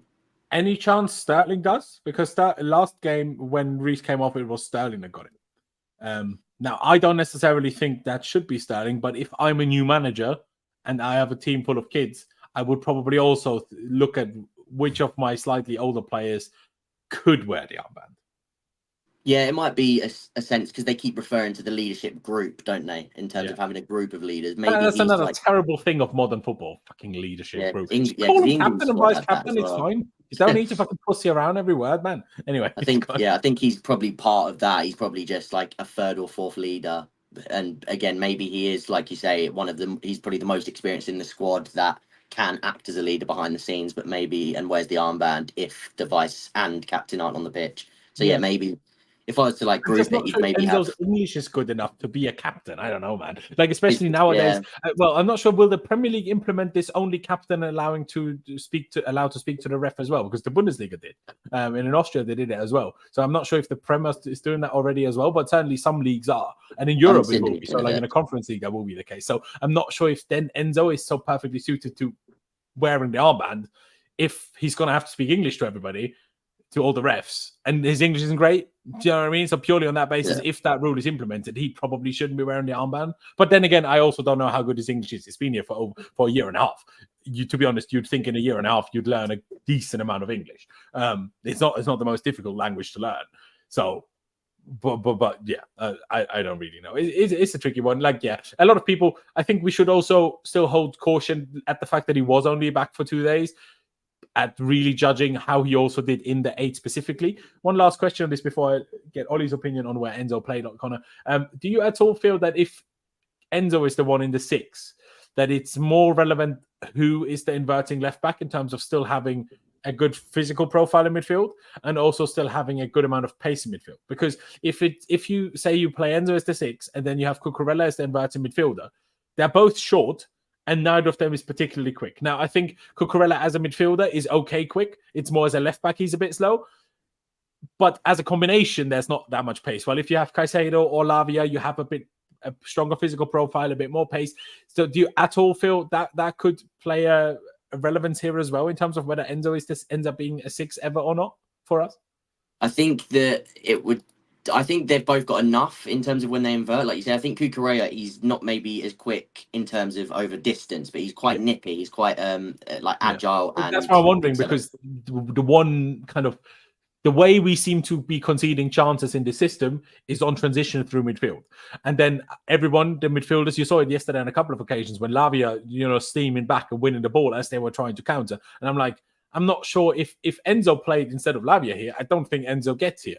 Whether he tries or not, I don't think he quite has the pace to make this interception that Lavia just made here. So I'm like, I get what you're saying, but I feel like the transition, the long distance speed is kind of relevant for these midfielders the way we're playing. I think it as well. It depends on which is higher, but I do agree. Like, because Lavia though, he would step up and he is more of a carrier. So there'd be points where he sort of loses the ball in and around like a bit of a more advanced area, and then like you say, he's more marauding backwards. Whereas with Enzo, if he was the dictator and like controlling the game, I'd expect him to be sitting deeper than whoever's inverted. I'd expect the one who's inverted to actually be higher than him. So then they're the ones that are almost tracking back. He's the one that's almost scanning side to side, less so than like Lavia having to track backwards. And then there's also that bit more on the number 8s to do their job. If you do that though, don't you also that would mean that the inverted fullback would have to push a bit? And therefore, that inverted fullback is when we lose possession even further from his actual fullback position where he should get to when we're out of possession. You know what I mean by that?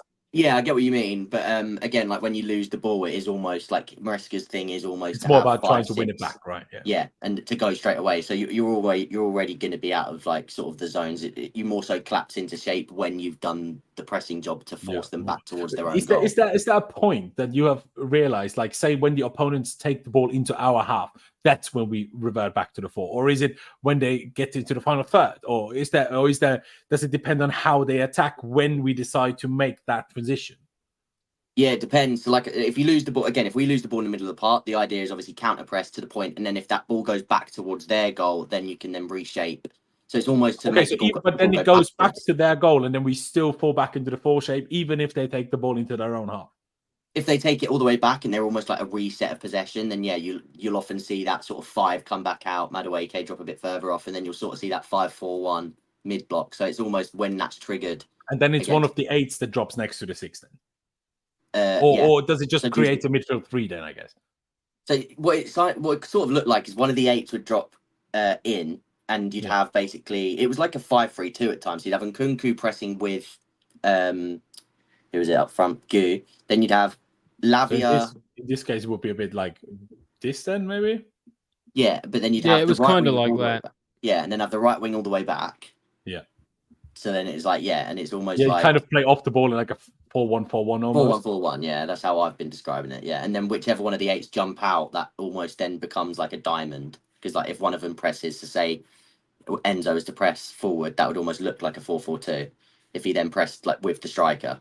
Okay, yeah, I get you. Well, probably more likely Angelo in this case, but then you have a diamond behind. Yeah, there you go. Yeah. I see that.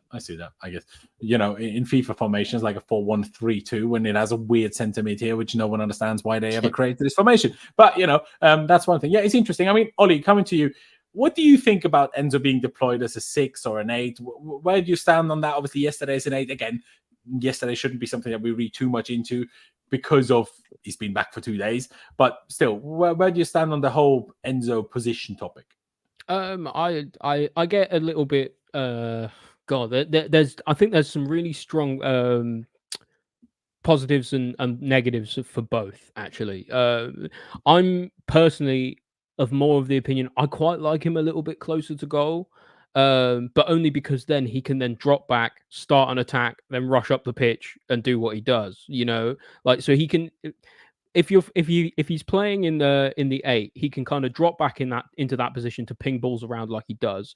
He can then go up the pitch and then to finish the attack off as well, which is what I really like. Because I think if you've just got him sitting in the 6, dictating tempo and pinging ball about, he can do that and he'd be very good at it.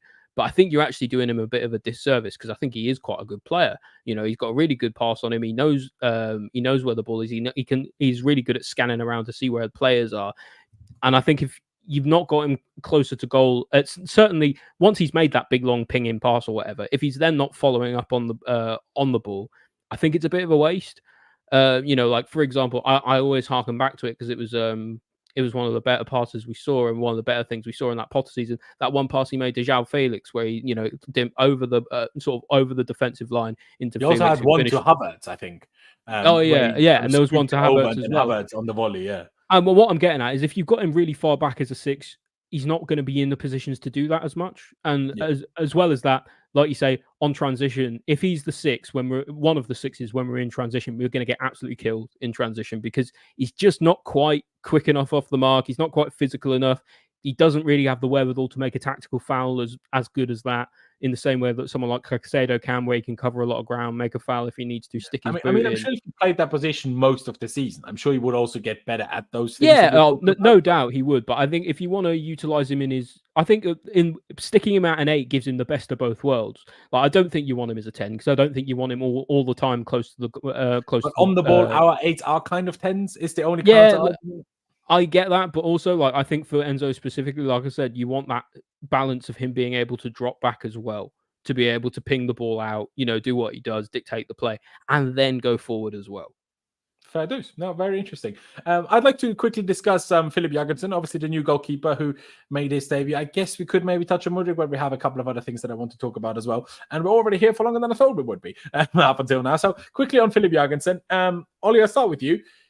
Thoughts didn't really have much of a save to make because Chilwell cleared it off the line. Otherwise, he would have conceded because I don't think Jorgensen was going to save it. On the ball, there was occasions where I was like, okay, considering you've been here for a day, I like that you went for that.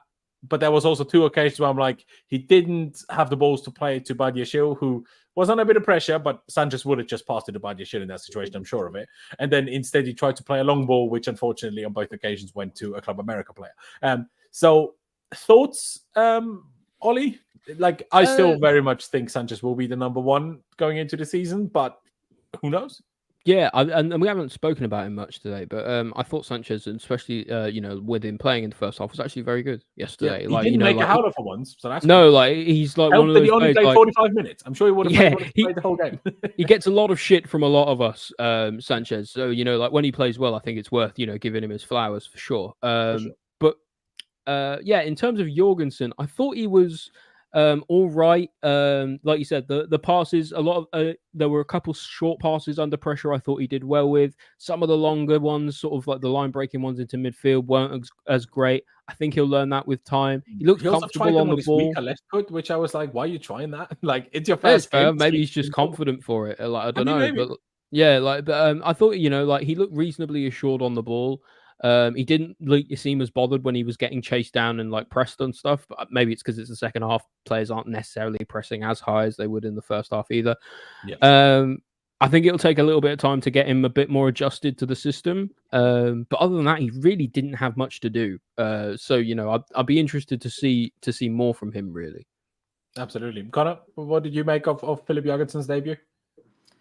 I didn't think there was too much to take from it. I'm not, like, more so what I've sort of seen of him before is what I'm basing. Like, I didn't think there was much that I hadn't already seen and already knew. Yeah. I think, like you said, a few moments on the ball that I liked, a few moments that I think is just because it's sort of embedding into the system. Again, he's not at the time that Sanchez knowing had. His teammates as well. Who can he trust to give the ball under pressure? Exactly, who can't he?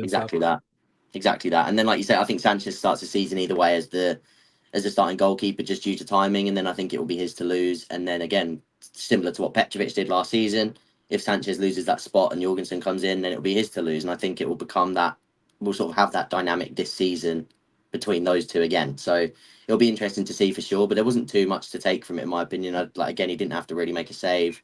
A few moments with the ball at his feet, but hopefully we see more of him. Hopefully, again, I hope we see another half of both, because I just want to see and assess more. 100%.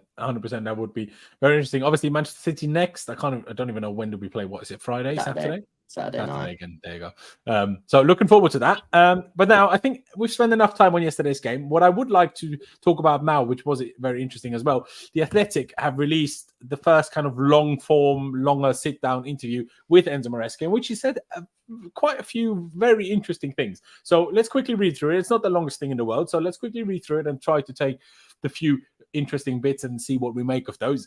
We started off Enzo Maresca interview. I am 100% sure we are on the right path. Now, I'm going to quickly fly over this because this is more explanation rather than the actual interview. Enzo Maresca does not want to perform an initiation song as Chelsea head coach, but he is prepared to change his mind if it means getting to emulate Italian compatriot Antonio Conte. Maresca is already renowned as a coach who does his homework, as he sits down with a small group of journalists in Atlanta to conduct his first in-depth interview since taking over at Stamford Bridge. He does not need reminding that Conte was the last manager to win the Premier League for Chelsea. Yeah, brilliant. Now I need a whole paragraph about Conte. Is that relevant? No. In contrast, Maresca jokes it was part of the terms and conditions inserted in his 5-year contract that he does not have to follow suit in terms of singing a song. But adds, if someone said that singing would make us win the title, then I am going to sing every night. Really, I just want someone to tell him that, so he sings every night because it's quite funny. Anyway, few will consider Chelsea among the favourites to lift the trophy next May. The men's team has not won any silverware since Todd Bowley Clear Lake Consortium took over 2 years ago, and they finished 28 points behind champions Manchester City last season. Maresca knows better than most the size of the task facing him to bridge the gap to his former employers, let alone teams such as Arsenal. He was assistant to Pep Guardiola at Manchester City, who have won 6, blah, blah, blah, who cares again. After succeeding Mauricio Pochettino, again, Manchester City are their next opponents in Columbus on Saturday. Fixture comes 2 weeks before they face each other in their opening Premier League game. This is why it's always an issue when you plan the preseason before you know your fixtures, because this is a bit silly that we're playing City in a friendly 2 weeks before we play them in the league. I don't think that should be happening. Obviously, the draw didn't happen before, so we obviously had the friendly planned out, but I think that's a bit silly. Anyway, now we get to the actual interesting interview part. Maresca is feeling calm and realistic. I would like to reach the same level as Manchester City as soon as possible, he said. Every manager is asking for time, especially when you change the idea completely. Sometimes it looks like an excuse, but for instance, everyone that watches us is focused on what we do with the ball. We build from behind.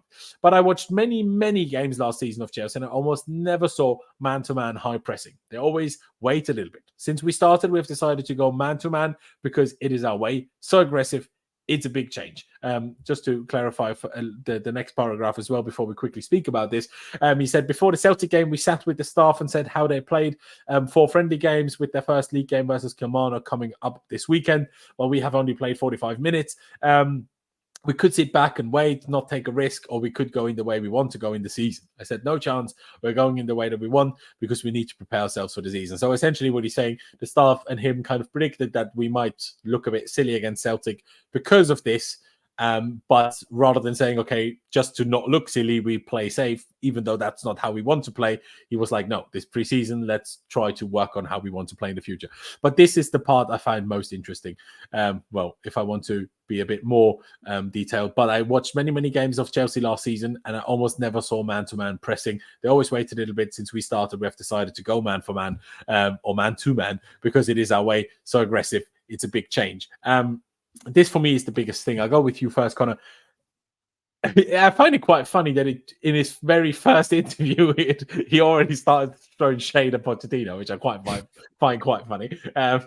But he's right, though. The only thing where I'm like slightly confused by, because I felt to an extent, well, we did press man to man, but I'm wondering what your thoughts on this is, Conor, because in particular yesterday I felt we pressed and we closed everyone down, but not necessarily that often with the intention to steal the ball.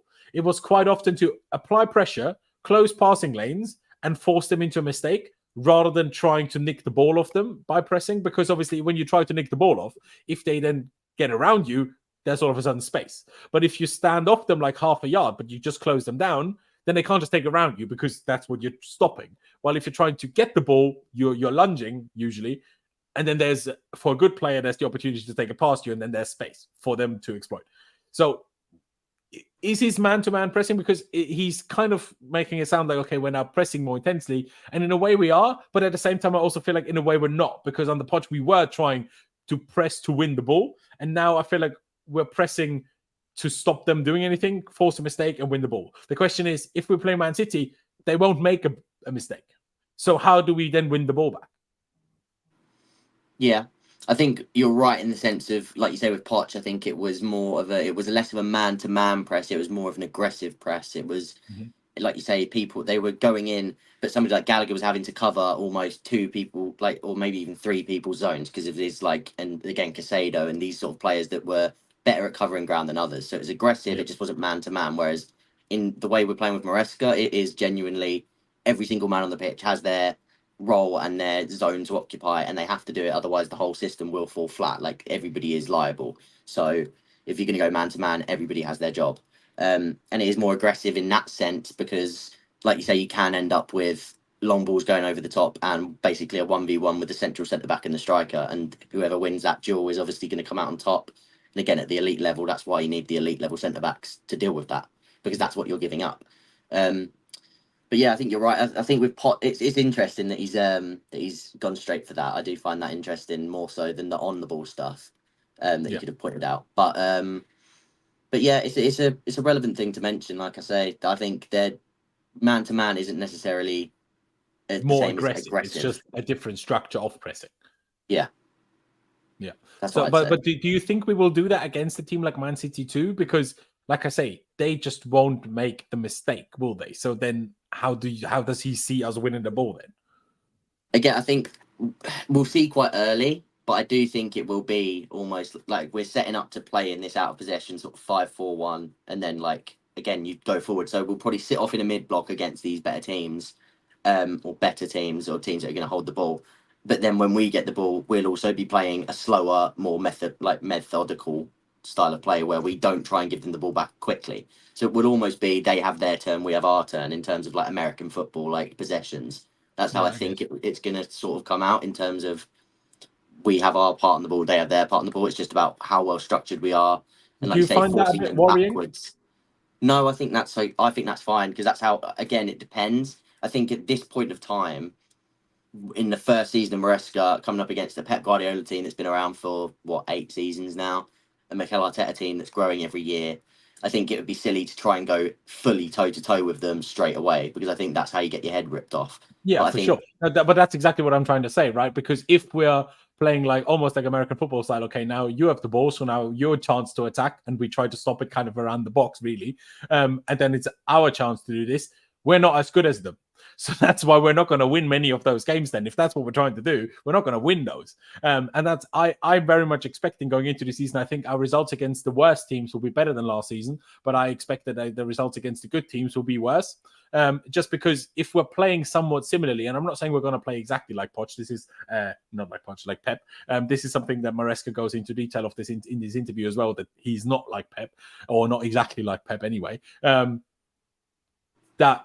if that's what we're going to do, but our attackers are not as clinical or good, then we're unlikely to win those types of games, which again is fine. It's part of the process.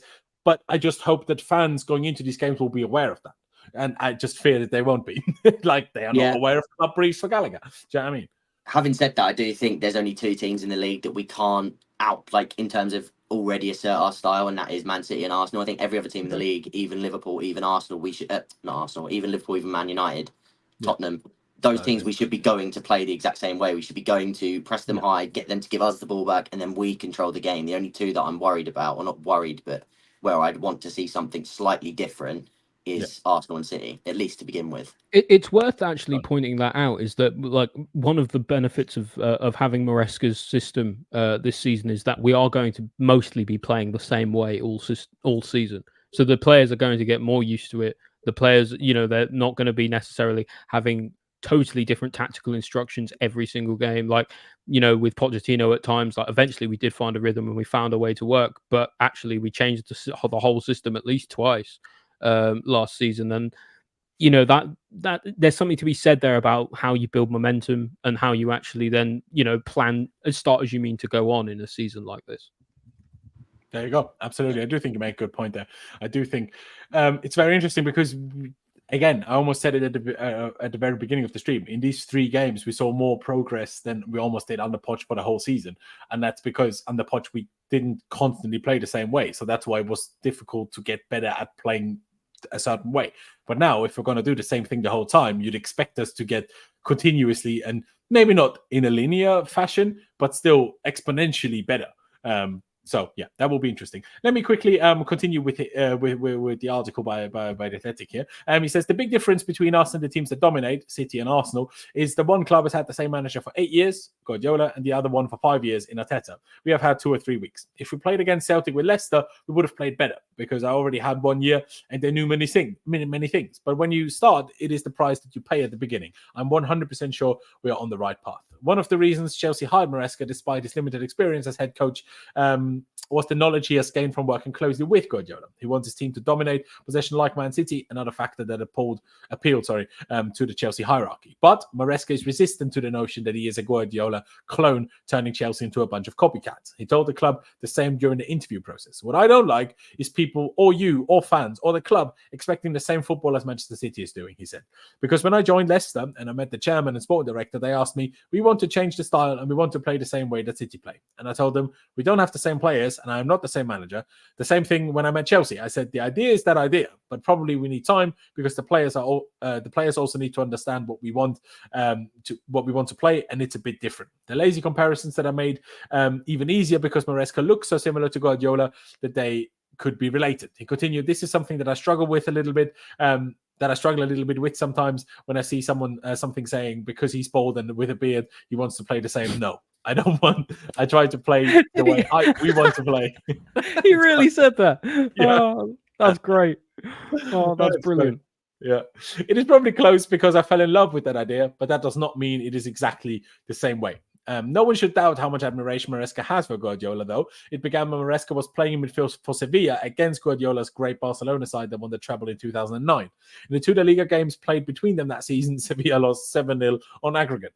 I have to say that if I am where I am now, it's because of him, Maresca admits. I was 28, 29, I faced Barcelona. On the pitch, I realized that it was not the same as playing against another team. I was still playing and I was already watching games, analyzing games, watching training sessions on YouTube because I fell in love immediately. It's when you see your wife or your kids, I fell in love. Fair enough. Such is the strength of their bond, they speak frequently, including the night before this interview. On accepting the post at Chelsea, Guardiola was one of the first to reach out and back him to do a good job. We speak many times, he says. When I joined Chelsea, he was very happy because he's sure with timing we can build something important. Another former Manchester City coach, Emanuele Pellegrini, is among the other men he lists as having a big influence on his coaching career. He was the one that said to me, Enzo, you have to try to be a manager. Ancelotti, who won the Premier League and FA Cup with Chelsea, is another. Both taught him about management. So what does he make of the squad that he has inherited? Naturally, actually, let's quickly stop here and quickly speak about what he said so far and then get into what he thinks about individual players. That's just, it's absolutely hysterical. He was like, just because I'm bald doesn't mean I'm Pep. Exactly. I love that about him, though. Like, he's already so much more like approachable, likable, not like, you know, I mean, I guess Poch had his lemons and his barbecues, I suppose, which were like, you know, something. But yeah, I don't know. I'm just getting aboard with him a lot more, but obviously it's early days. And if we start being absolutely terrible, I will probably not be on board very quickly. Not very quickly. I will try to hold out. I did with Sarri, so I've got to deal with him, even though many years have passed. And I'm like, imagine if we just kept Sarri, how much further we would be this whole time. But anyway, I like what he said. I don't know how much there is to add. It's just quite funny, but I do find it interesting. And I'll go with you quickly first, Conor, that he, on the one hand, says I'm not Pep, but on the other hand, he's also not really saying I play very different to Pep. He's just saying I'm not Pep because the system isn't that different. It's just the one thing, and I hope that this changes with Maresca as he gets older and more experienced in management, because I feel like there's a false stereotype almost of Pep Guardiola that Pep plays one way and one way only. And I think that is the biggest falsehood of opinion of Pep Guardiola that anyone could have. Compare Barcelona's 2009 team to Manchester City 2024 team, and there's barely any different similarity at all. Like, it's so different. Obviously, football has changed, but also he has changed with football. And I think that's one of the most impressive things about Pep, because other than Sir Alex, very few managers have been able to do exactly that as well as Pep Guardiola has been able to do. But do you see that happening with Maresca? Or do you think Maresca will remain a bit like a Sarri guy who's going to, okay, this is my tactic, this is what I believe in, and this is what I'm going to do, almost no matter what? Or do you think he will, a bit like Pep over time at least, and when I say over time, I don't mean over a few months, I mean over 5 years plus, adapt a little bit as well? Because we can't forget, this is only his second real managerial job. He had Parma, but that was 14 games, barely counts. So second real, managerial job. Call it third if you want. Still very early into his managerial career. So what are you expecting from him in that sense? Do you think he will always stick to what he does? Obviously, you're only speculating as well. I know. Just asking your opinion. I think he'll change. I think things will change again. I think the thing is with these sorts of managers is their principles are going to remain the same. They want to play high possession football. They want to win the ball back as quick as possible so that they can be the team in the ascendancy. They're controlling the game. But the way of how they do it is different. Instantly, you can straight away say Stone steps up from centre back. Maresca is very hell bent on having his fullback invert. So instantly, that's one choice that's different. They're creating the same shape, but the way in which they're doing so is different straight away. Then, like I say, each role has its own different principles which they're coaching. In a Guardiola team, up till now, it was up till a few years ago, you were used to seeing sort of more of a false nine type striker. Then he realised he had to add a bit more gravity to the team and add that Haaland, changed things around. People didn't know if it was working, still won a title. Then obviously adding the likes of Grealish, like these types of wingers. And then in the most recent iteration of Pep, you're actually starting to see him add more ball carrying sort of threats. He tried to add Kovacic, Nunez in the same window, 2 ball carrying centre mids. Same with Doku. Pep is, like you say, he's always trying to come up with new little ways of tweaking tiny things within an overall framework to get the most out of his team and to make himself hard to beat. I feel like almost adapt to how managers are now trying to stop him. And then he's like, okay, that's how they're trying to stop me, so I'm going to do something different so they can't. Mm-hmm. Yeah, and one of the best examples of that was Kovacic, because what they started to do towards the end of last season was they'd just allow the left centre-back to have the ball. So what he did was literally just say, okay, well, I'll put Kovacic in at left centre-back, and now if you're not going to press Kovacic, he'll just drive through the middle of the pitch. And it's just these little things, little tweaks. And I do think Maresca is very similar in that sense. He always says that he sort of views football as chess, and there's certain things that you can do within a game to make things happen. And I think Maresca is going to be similar in that way. Again, different ways of achieving different things, but principles remain the same. And hopefully we see that sort of tactical level of innovation from him too. Absolutely. Ollie, I don't know how much you'd want to add to it, but where do you stand on, Maresca not being super happy with, being called a copycat or a clone of Pep? And do you see him developing even remotely in a similar direction? Because, Pep Guardiola was the first Pep Guardiola. Now, sure, you can say some of the ideas stem from all the way back to Cruyff, but still enough different, I would say. But both Arteta and Maresca, they certainly have more similarities in that sense. Can they emulate him? Probably not. But can he be good enough for us by emulating him? Or do you see him at some point kind of straying away a bit more from that? Or how do you think the development going in that sense? I think it's a valid point to make that they're not the same person. I know, as much as we joke about, hit them both being bald and having a beard and being from Man City and whatever, they do look very similar. Let's not lie. They do look very similar. But even Willy Caballero, when you chuck him in as well, at least he's a bit taller. Yeah, at least he's a little taller. But I think there's certainly some merits to saying that, obviously he's going to be his own person. I think. A lot of times in football, you have innovators and you have people who are, you have managers who are more likely to just implement what's already there to a better degree. If you're someone like Guardiola, you probably do both. I think Maresca is probably more on the innovator kind of side. I think if he can add that other part to his game, taking from other places what works, and not necessarily always being married to his system, but actually working to be flexible and figuring out actually how to solve problems in real time, then you're right. It is a bit like chess in the way that he looks at it. And so, I think there's certainly some merit to saying that, he's his own guy. You have to let him run his own race. Absolutely, 100%. 100%. Let's move on. There's not that much more to go, but some of the most interesting parts coming up now. So what does he make of the squad he has inherited? Naturally, he had only good things to say about them during the interview process with Chelsea, which consisted of 3 or 4 meetings.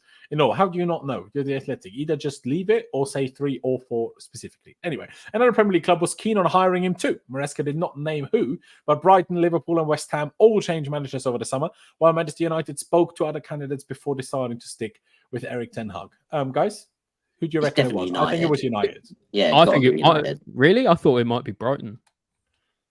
I mean, Possibly. I'm not ruling that out, but the fact that the way United spoke, like, did it a bit later than us, the managerial stuff, and the fact that they spoke to multiple managers but didn't end up going for it. But yeah, it could equally be Brighton. I don't know. Brighton's probably the best shout. I mean, it could after have been that. all of them, obviously. Oh, yeah, I was going to say Brighton's the next best shout after that, because that's the kind Yeah. of football they like to play, and like that sort of thing. He's quite a good stylistic fit for them. And if we're being especially honest, for him as a with manager, that probably would have been a better middle step than going straight from Leicester to us. But probably. I mean, but with the squad that like Brighton have, obviously, with Dewsbury getting so much out of them and whatnot in the last couple of seasons, I think someone like Maresca would have slotted him really well. So that's just the only reason I think maybe they would have considered him. Yeah, no, I don't think you make a bad point at all. But let me continue. I expect that exactly what the players are showing me, he says. Christopher Nkunku was injured for almost all of last season, but I knew from Germany how good he is. He has surprised me, but he's not a big surprise, I think he means. I expected that. I know Levi Colwell is very good, and he is showing what I expected. There was some doubts with Noni, Madueke, but in the way I like the winger, he could be a good profile for us. Most of all, it's just important to compete and have at least 2 options. If it is not you, it can be him, and we have the same level. Now, there's a few interesting bits. Now, first of all, nice. He already thought Nkunku would be great, fantastic, but he still surprised him how good he is. Fantastic. Colwell, he already thought it would be good. Great.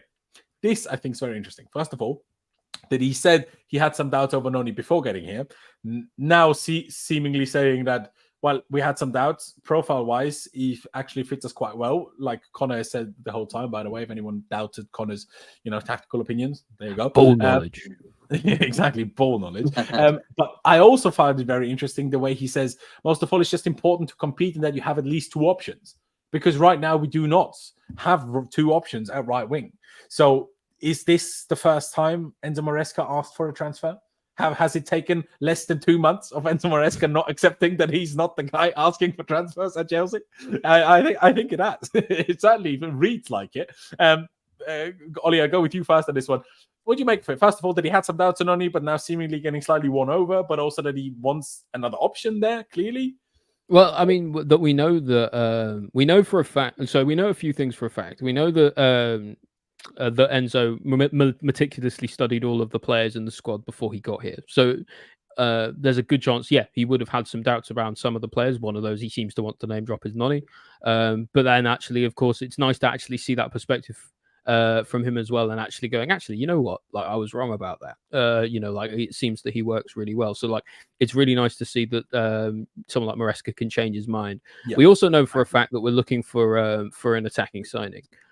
Whether that's his call or whether that's the owner's call, I don't know. Probably it is the owner's call. I mean, anyone that we sign, even if it's Osimhen, that could in a way lead Jackson to play left wing, and then it could lead Sterling to be the second right wing option. Even a striker signing could give us a second right wing option. Yeah, but that's exactly what I was going to go into next. It's just like the way in which Maresca's system works is that a lot of players, they can play in a multitude of kind of areas. It's more about zones and roles than it is necessarily about positions. So yeah, like you say, if you sign a striker, do you move someone out left? Do you move someone out right? Like, what do you do? Or do you just sign someone as a right winger outright? I think it probably makes more sense to sign someone who's not out on the right, because you've got Esteval coming next season anyway. Sure. So it certainly, like, there'll be conversations there had with the owners about like that in terms of the squad planning as well. So maybe it's now that he's seen that maybe it was originally planned that, we need a right winger. Actually, he's come in and seen Noni and gone, no, he'll do. We've got Esteval coming next year as well for the backup. So actually, we're going to focus somewhere else. Yeah, interesting. I think good points. Good points. Connor, do you agree with what Ollie said? Do you also think it's very much positive? Because I certainly agree that he had a certain opinion of what he had already seen of Noni, but is not necessarily stuck in that initial opinion, but happy to change his mind if he's proven wrong. Is maybe almost too strong of an expression for what's happening here, but still, I like it. But also the whole that he clearly wants another option at right winger. I mean, unless he already considers, say, Sterling over there, or maybe if necessary, Palmer still out wide as much as he might prefer him more centrally. Where do you stand on that? Need two options, blah, blah, blah. What do you think about that? Yeah, firstly, the quote in general, I'm intrigued to know exactly what. We're never going to know. He's not going to come out and tell us exactly what. But it's like really not confusing to me, but like I'd love to know what it is because, like I say, I instantly thought he was going to be a Maresca winger. To me, he just has every single trait of it. So yeah, it'd be interesting to hear what that was. Again, we're not going to. But like you said, I think it's a good thing that he's willing to like change that opinion. And again, I said this before we even got Maresca, he's a very self-profiling type manager. There's no real boundaries for him. If he comes in, again, it's very unlikely because most players are profiled more or less correctly from academy age. But there would have been no telling if, just for example, Gusto, if he joined and he'd have said, "Oh, actually, Gusto is a right winger." Like I see Gusto as a right winger. He's not the sort of manager that would have shied away from doing that. He'll very much choose his own profile. Yeah, so he will do that. So again, with the whole like profiling of Noni and just how like out there he is to sort of like explaining it, that's a good thing to hear. What was the other question? Just about, do you like the second option? Do you feel like he has that already in his mind, or do you think that's him calling for a transfer?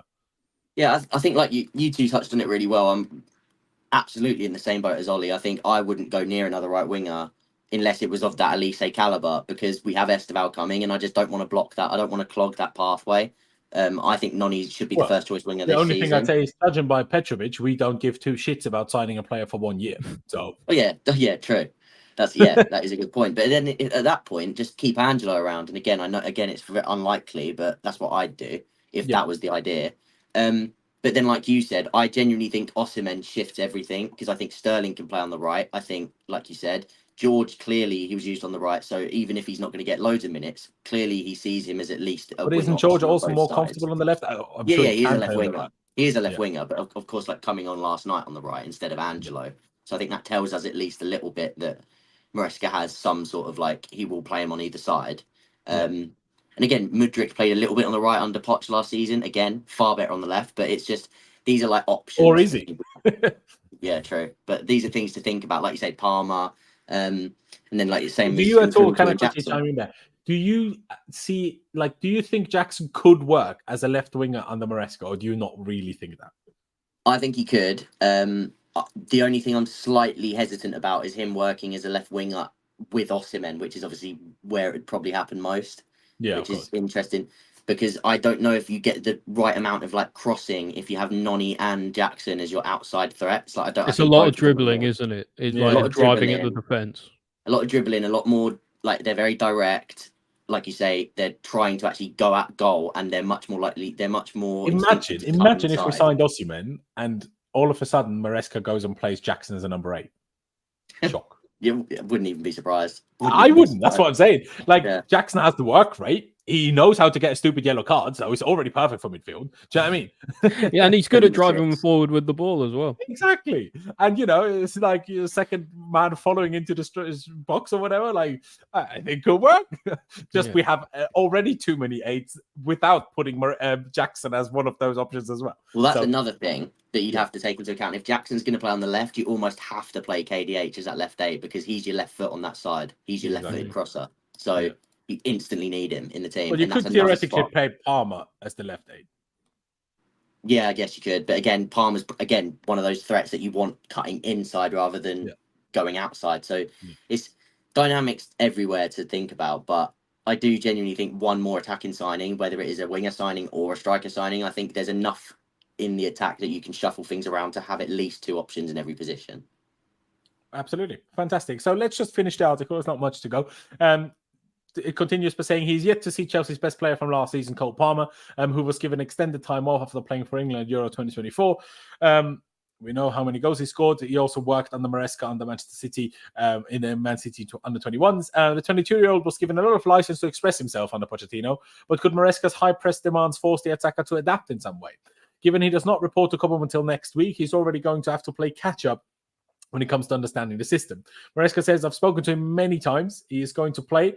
He's not going to play if he does not work. Maresca laughs. I had Cole 1 year, so I know him. I know he likes a little bit of freedom, but if Cole is what he is now, it's because he learned for 10 to 15 years the way he learned at Manchester City. Now, one thing that tells me he will want to play Palmer, but it will also tell me he will not give Palmer that level of freedom. On and off the ball, for sure, he is a fantastic player. He scored over 20 goals last season. Hopefully, he can score the same, but it is not easy for any player to score over 20 one year and then do the same the next. What we want from Cole is to try and be himself. Before our time is up, Maresca is asked how he would celebrate if he does take the Chelsea men's team to the first trophy since the new consortium took over. I love cigars, he replies. I love Partagas because my dad smokes cigars. Partagas is the one brand that I like. Just like Maresca's squad, they do not come cheap, but they will be worth every penny if Maresca succeeds in providing the spark that he has been missing for the last 2 years. By the way, if we win the Carabao Cup, we should get him a cheaper cigar brand. I don't think Carabao Cup warrants the fancy. Yeah, get him like a cigarillo. Yeah, exactly. Yeah. You only get the cigars for Prem and the FA Cup. And I don't know. And not even Conference League. I reckon he should be getting that. But, he can probably afford it from his own money. So it's fine. But yeah, on Palmer, I don't think that's too much more to add, especially because I want to go to another topic as well. So let's just leave it at that and talk about the other big thing that has kind of been happening in the last 2 days, because I think it is big. What happened last night and what came out last night. Now, yesterday night, pretty much all at the same time. Oh, I opened the wrong thing again. So cheers for that. We had reports from all the journalists at the same time, including the biggest ones, David Ornstein, also Fabrizio Romano, reporting that Gallagher rejected a 2+1 year contract, which would have put him on wages comparable to the highest earners in Chelsea's midfield. I don't know who that is. I assume Enzo Fernandez. But I will bring up another tweet now, and thankfully Felix was so kind to put it all together, because as you can see when you look at this, in the space of a few seconds, 17 seconds for Ornstein, 1 minute for Fabrizio, 3 minutes for Simon Johnson, 3 minutes for Ben Jacobs, 3 minutes for Bobby Vincent, and 2 minutes for Nizar Kintella. They all reported the exact same thing at the exact same time. And please, for the love of God, and people know me and Lewis, we go way back nowadays. I love the man.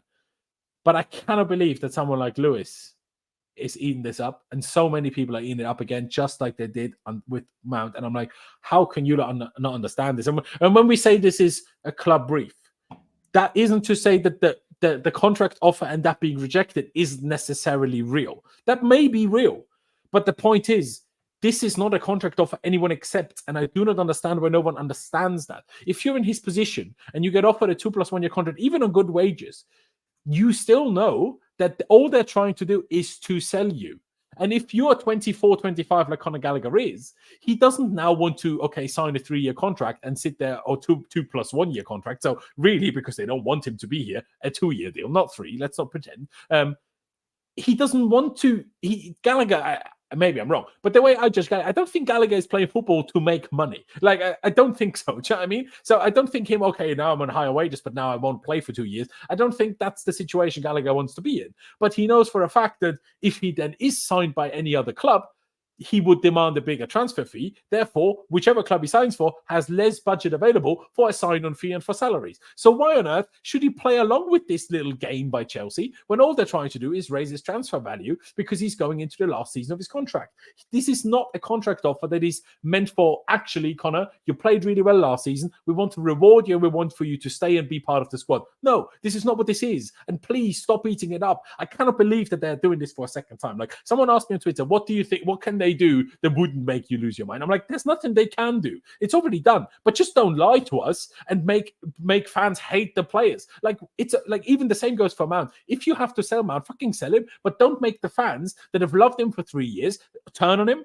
The guy won us the fucking Champions League. Gallagher was our second best player last season. Why do we need to turn on them? Just sell them. Be truthful. We need fucking pure profit. Just speak the truth. I know Americans struggle with that, but speak the truth. Say, we need the money. We get easy money for him. We have players in his position. So we're doing this, but sorry, Conor, type thing. Just get it done. Don't try to turn us on our own players, stop vilifying our own fucking academy graduates. It's a fucking disgrace. Pisses me off. The fucking lot of them piss me off. And let the people eat it up, man. 6 high-profile journalists at the same time. And you think this is just true. Like, what? Use your brains, people. Again, I'm not saying that the contract offer isn't real. It may well be. But don't paint it as, oh, Gallagher, the dickhead, didn't want to. Like, for months and months and months, Fabrizio, everybody that knows what they're talking about is like, Gallagher wants to stay, Chelsea want to sell him. And all of a sudden you think that changed. And Chelsea offer him a contract because they want him to stay. No, they fucking don't. They don't. They just want more money for him because they failed for 3 years to sell him, because they tried to sell him to Everton in January 2022. They tried to sell him, January 2023, of course. They tried to sell him last summer. They tried to sell him actually, they might not have tried to sell him last January because he was literally our best player after Palmer and Poch was starting him every game. And he was a captain pretty much every game because our actual captain can't be fit to save his fucking life. Nah, man, I'm sorry. I got angry. But I mean, who wants to go first? Because I mean, do you see the same as me? Is one of you there here that is eating it up like Lewis and many others are? Because that's just the thing that annoys me. Like, it's fine. Like, let's see the next people. It's already happening. CAA Mafia. So what? It's guaranteed money for Gallagher. You wish they did not. They did that with you. Yes, it is guaranteed money for Gallagher, but it's guaranteed money while they are trying to sell him. They are still trying to force him out this very window. They did that the same to Chalobah. They gave Chalobah a 7-year contract and tried to sell him 3 months later. Like, they're not giving him a contract to give him the money. And sure, he would, in theory, be guaranteed it, but he would just be tied down for longer and would be they just much wouldn't more in play a it. forced position. We know for a fact that the owners have influence over who plays. We know that for a fact. So in knowing that, if we sign Gallagher on for 3 seasons, he knows for a fact that if he chooses to stay, he's not going to play. Which tells you everything. I genuinely don't know what to say to these people, honestly. Like, the only thing I think of are abusive words because I just can't believe the stupidity. But like, how do you what do you mean? So what we are doing wrong by paying a guy? Come on, man, you can't. So I don't have any I wrestled with the idea for a long time, and I have no issues with us selling Gallagher. My main issue is the club trying to vilify its own players by briefing journalists. That's the problem here. Doesn't matter if you want to sell Gallagher, if you want to sell whoever, doesn't matter. But like Laurenz says, just be honest about it and be real with the reason that you are going to sell him. There's no point bringing things up, trying to make stuff up in the media, trying to sort of unsettle the player and unsettle the fans against the player, because it's despicable. It's the wrong thing to do. Exactly. Yeah. And like I say, I mean, to be fair, maybe I shouldn't have thrown a dig at Reese as I'm trying to defend Gallagher. I get your point. But it's still, the point is they're choosing to sell the player who was one of the 3 players that actually managed to be fit all of the time. And now they're trying, and fans are actually turning him. How can you side with Gallagher? How can you not side with Gallagher as a Chelsea fan? That's the part I want to know. But, yes, everybody sees it differently. I mean, Conor, where do you stand on this? Like Ollie said, I wasn't as accepting or happy with selling Gallagher, but since the day we signed Dewsbury-Hall, I've accepted that Gallagher will be sold. So it's not like, as much as I don't like it, I've accepted this. So like, it's not like I'm sat here saying, do not sell Gallagher. He will get sold. And with the squad situation that we're in now, he arguably almost needs to be sold, because otherwise we're crazy, stupidly stacked in a position, which is not a good thing for a squad to be in. Which is, in my opinion, partly why they signed him. So it's easier. So it's easier to push Gallagher out. Obviously, partly to help Maresca's settling in period and helping the other players understand the system. It helps to have a player that already knows the system, as you could tell from the game yesterday. But that just because I understand that Gallagher is being sold doesn't mean I need to be happy with how they're fucking treating him and us and thinking we are absolute idiots. And seemingly half the fan base are absolute idiots because they're fucking eating it up as if it's free dinner. Do you know what I mean? Go on, Conor. Yeah. Well, firstly, everybody's saying, like, there's people in the chat obviously like, oh, he's mid, and these like comments. The thing for me with Gallagher is the point. That's not what matters. Yeah, here. And this is what I mean. Like, I'm one of the people that I have a lot of respect for Gallagher, and I love like academy players that come through. Like, I think they just add something that others don't at times. Having said that, I also don't think Gallagher's a start. I don't think he should be a starter for us when everybody's fit. Again, having said that, I'd be more than happy for him to sit on the bench. But it's a different story if Gallagher had came out and said, I want to leave because I'm not getting minutes. Then it wouldn't be the same thing. But Chelsea are, like you say, they're forcing him out. They're trying to vilify him at this point. And this is the real, this, like, same with Chalobah, it's the bit that really disgruntles me about the ownership. That's like the one bit that gripes me most about them is, and same with Mount, is I think this is all, and the reason it's been briefed all at the same time is because they're trying the same to with sell Lewis us. Hall as well, by the way. People just forget that. Same They're thing. trying to sell us up the river in that sense. They're trying to say, look, we know you wanted to keep Gallagher. We tried, and he didn't sign. So then it's less of a backlash when the whole here we go, and he's like seen in Atletico colours. Yeah, but the There's less reality is backlash. like the vast body of evidence suggests that that's not the case because they've tried to sell him every single summer that he's been available to. Oh yeah, there's too much already behind them. That's I agree. I mean, but, like, it's the one, like, obviously going to Everton is one thing, right? If he turns down Atletico, I understand them a bit more. I really don't think he should be turning down Atletico because he's not going to get that big a move again, in my opinion. Because if he is on the stands for the whole season, essentially, he's not going to get that level of a move next year. Like, he's still going to get a good move, and he's going to probably get bigger wages because he would be a free agent. But he's not going to get a club the size of Atletico Madrid, I don't think. So, in my opinion, he should be taking this offer right now. And that's the point. Right. Let me talk to you. Please speak to them. The problem isn't selling Gallagher. That's not the problem. Like, I know you say whether you rate him or not. Selling him, not selling him. That's not the problem. Doesn't matter what we do with him. Doesn't matter if we fired him out of a cannon into the sun. It doesn't matter, right? The problem is the club briefing the journalists to turn the fans against the player, which you're all falling for. That's the problem. Mm-hmm. Exactly. But the problem is the people that fall for it, they don't even think they're falling for it. So we can tell them 1,500 times, they won't understand. So it's kind of pointless because no, it's not called business. We understand business. You needing to sell him. They've tried for 3 years. We are very aware. That doesn't make it any less or more right. That doesn't mean that Dewsbury-Hall is that much of a better player. He just knows the tactics. You could see yesterday. If Gallagher had those touches that Dewsbury-Hall had yesterday, all of Twitter would only be filled with abuse for Conor Gallagher. I know it was Dewsbury-Hall's first game, but if Gallagher played like that with his touches and his passes, he would have been abused until no tomorrow. You know, and that's what they're both English, and they still get different treatment because one's from academy, one's not. I actually fully agree with you. It is just business, but there is right and wrong ways to do business. You know, there are good ways and bad ways to do business that are going to piss people off and not piss people off. In my opinion, it's better for the club to do things in such a way to not piss people off. You might disagree with that. That's fine, but I think this is wrong, and I think they're treating Gallagher poorly. The thing is, as well, is if they'd have just come out right and said, and I know like this still would have gone down badly, but it probably would have gone down better than it is with this. If they'd have just come out and said, look, we're selling Gallagher, we've got Lavia, we've got Enzo, we've got Casado. We believe, like, and again, you're not going to say it this cutthroat, but almost come out with a statement of, we believe we've got better players in this area of the pitch. He's surplus. Again, it's still going to come down quite badly. Like, that's the actual transparency you would want. Like, you know, like that's what I mean. You know, like it might come across a tiny bit harshly, but like at least you're being genuine. You're not, you know, like you're not trying to turn the fans against the player by some, you know, whether it's real or not, contract agreement that was agreed or not agreed. Like it's just we've seen this story before, and the fact that people are still falling for it is outrageous. And it worked with Mount, by the way. It fully worked. We all bought it, hook, line, and sinker. Because they've clocked it worked. We all bought it, hook, line, and sinker. Like we all, you know, I don't know about UConn, but I remember us Loz, you know, you and I, we were fully against Mount at the time as well.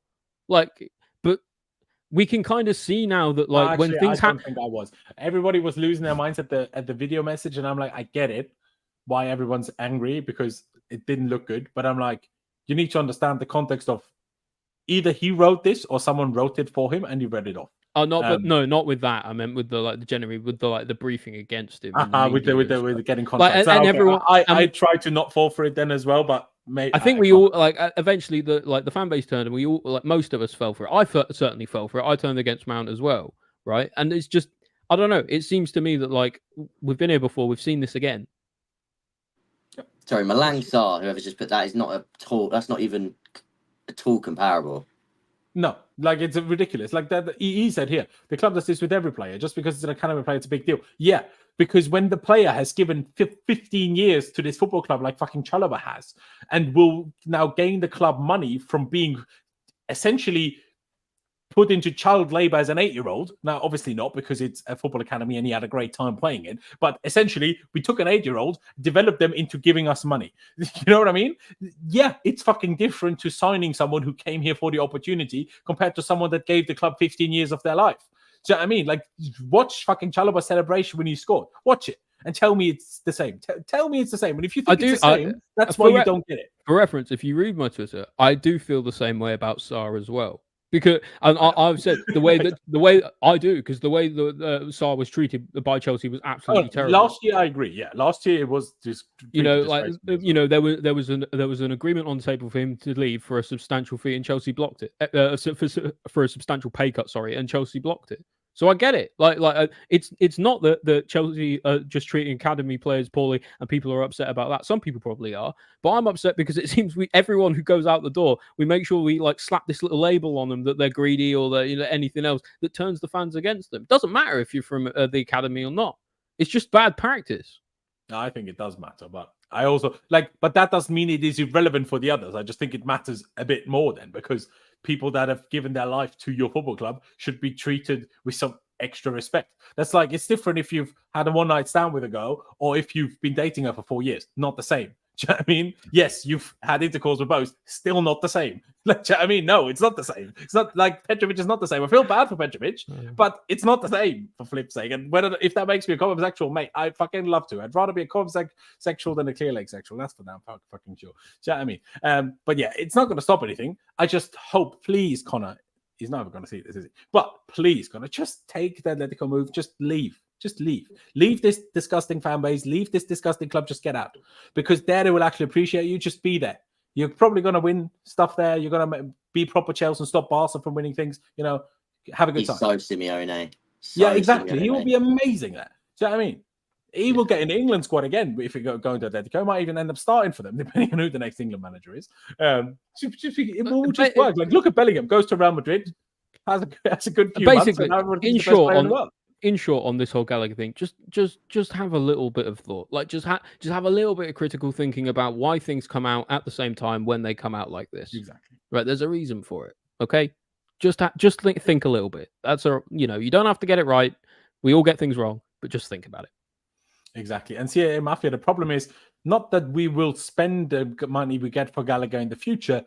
We have already spent the money that they expected from Gallagher over the last 18 months. They've already spent it. That's why we had to sell our hotels. That's why we had to sell the women's team within our own business to make up for these kind of financial losses, because we expected these sales for Chalobah, for Gallagher, for other players sooner, and we didn't get them because they keep failing at selling players. And the only 2 players they've sold for adequate money are Mount and Hubbard. Everybody else was sold under value. Whether you talk Mendy, whether you talk Koulibaly, whether you're now talking Gallagher, all of them sold under value. In my opinion, everyone is entitled to their own opinion. We've been sitting here, and fucking rightly so, by the way. Imagine you're 24. What? How many 24-year-olds, when at the same club they've been at for 15 years, sign a 2-year deal? None. For a reason. Because no one other than us even offers that. And let me get this straight as well. I also, it's wrong when any player is frozen out for any reason, right? If people say about, Gallagher not playing or whatever for the next year if he sat on his deal, it's wrong for them to do that. It was wrong for them to do it with Kepa. It's wrong for them to do it with Malang Sarr. It's just wrong to do it. There just needs to be something in place to make it so clubs stop doing this, because it's bad for players. It's bad for their health. In the normal work life, there are laws prohibiting these kind of things from happening. But for some reason in football, that's not a thing. In a normal company, they're not allowed to just say players unions really go weak. to the office today. In theory they can if they pay you, but it ruins your career in football. Not going into the office doesn't change anything in other work life. It's just because the players union is really weak. If the players union wanted to, they could turn around and sue the Premier League for it, but they just don't. Exactly. No, exactly. They didn't want Gallagher even before that. That's 100% the point. They tried to sell him from the get-go and included in their budgeting money for these types of players from the get-go. We're not selling Gallagher to get money to spend money. We are selling Gallagher to make up for all the money we already spent. But that's irrelevant. The whole point isn't whether you're selling Gallagher or not. It's the way he's been treated, and he's been treated poorly. Yeah, because they've put there that Gallagher, they just simply don't rate him. that's not the issue, because I'm also one of the people. I rate Lavia, Caicedo, and Enzo all higher than I rate Gallagher, but it doesn't detract from the fact that I'm not happy with how they're treating somebody who clearly loves the club more than the other three anyway. If you just want to take it down to that, like, he is the most Chelsea of them. So even if it's from a fan perspective, there's got to be a level of respect there. Exactly. There should be. There should be.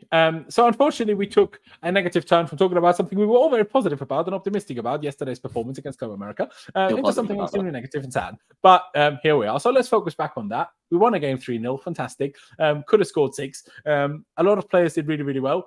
And I'm excited to see how it goes against Man City. Now, I'm expecting it to not go as well. But at the same time, City haven't had the greatest preseason results yet. So let's see how it goes. I'm looking forward to it. Ladies and gentlemen, before you leave, please be sure to check out Conor's channel. Link is down in the description, Conor Holden Football. Your post-match analysis of yesterday's game, of the other preseason games, players to watch in preseason. Check it out for all of that. Of course, please do check out At The Bridge Pod, Ollie's podcast, the biggest podcast of Chelsea, in South Africa and the US nowadays. But we just the other day we hit the biggest Chelsea podcast in the US and the UK for the first time. We were absolutely, which is crazy because there is some US-based Chelsea podcasts. So well done, you. Big up yourself. So everybody, go check that out. Make it the biggest Chelsea podcast in Europe. Why not? Do you know what I mean? So go check that out. Give it a listen and follow Ollie on Twitter. Follow Conor on Twitter. Links are down in the description. And subscribe if you haven't done that yet. That would be massively appreciated. Hit the like button on the way out as well. But yeah, ladies and gentlemen, thank you guys for watching. Up the Chelsea. I'm going to try to be optimistic for a day. So we'll leave it at up the Chelsea. And we will see you next time.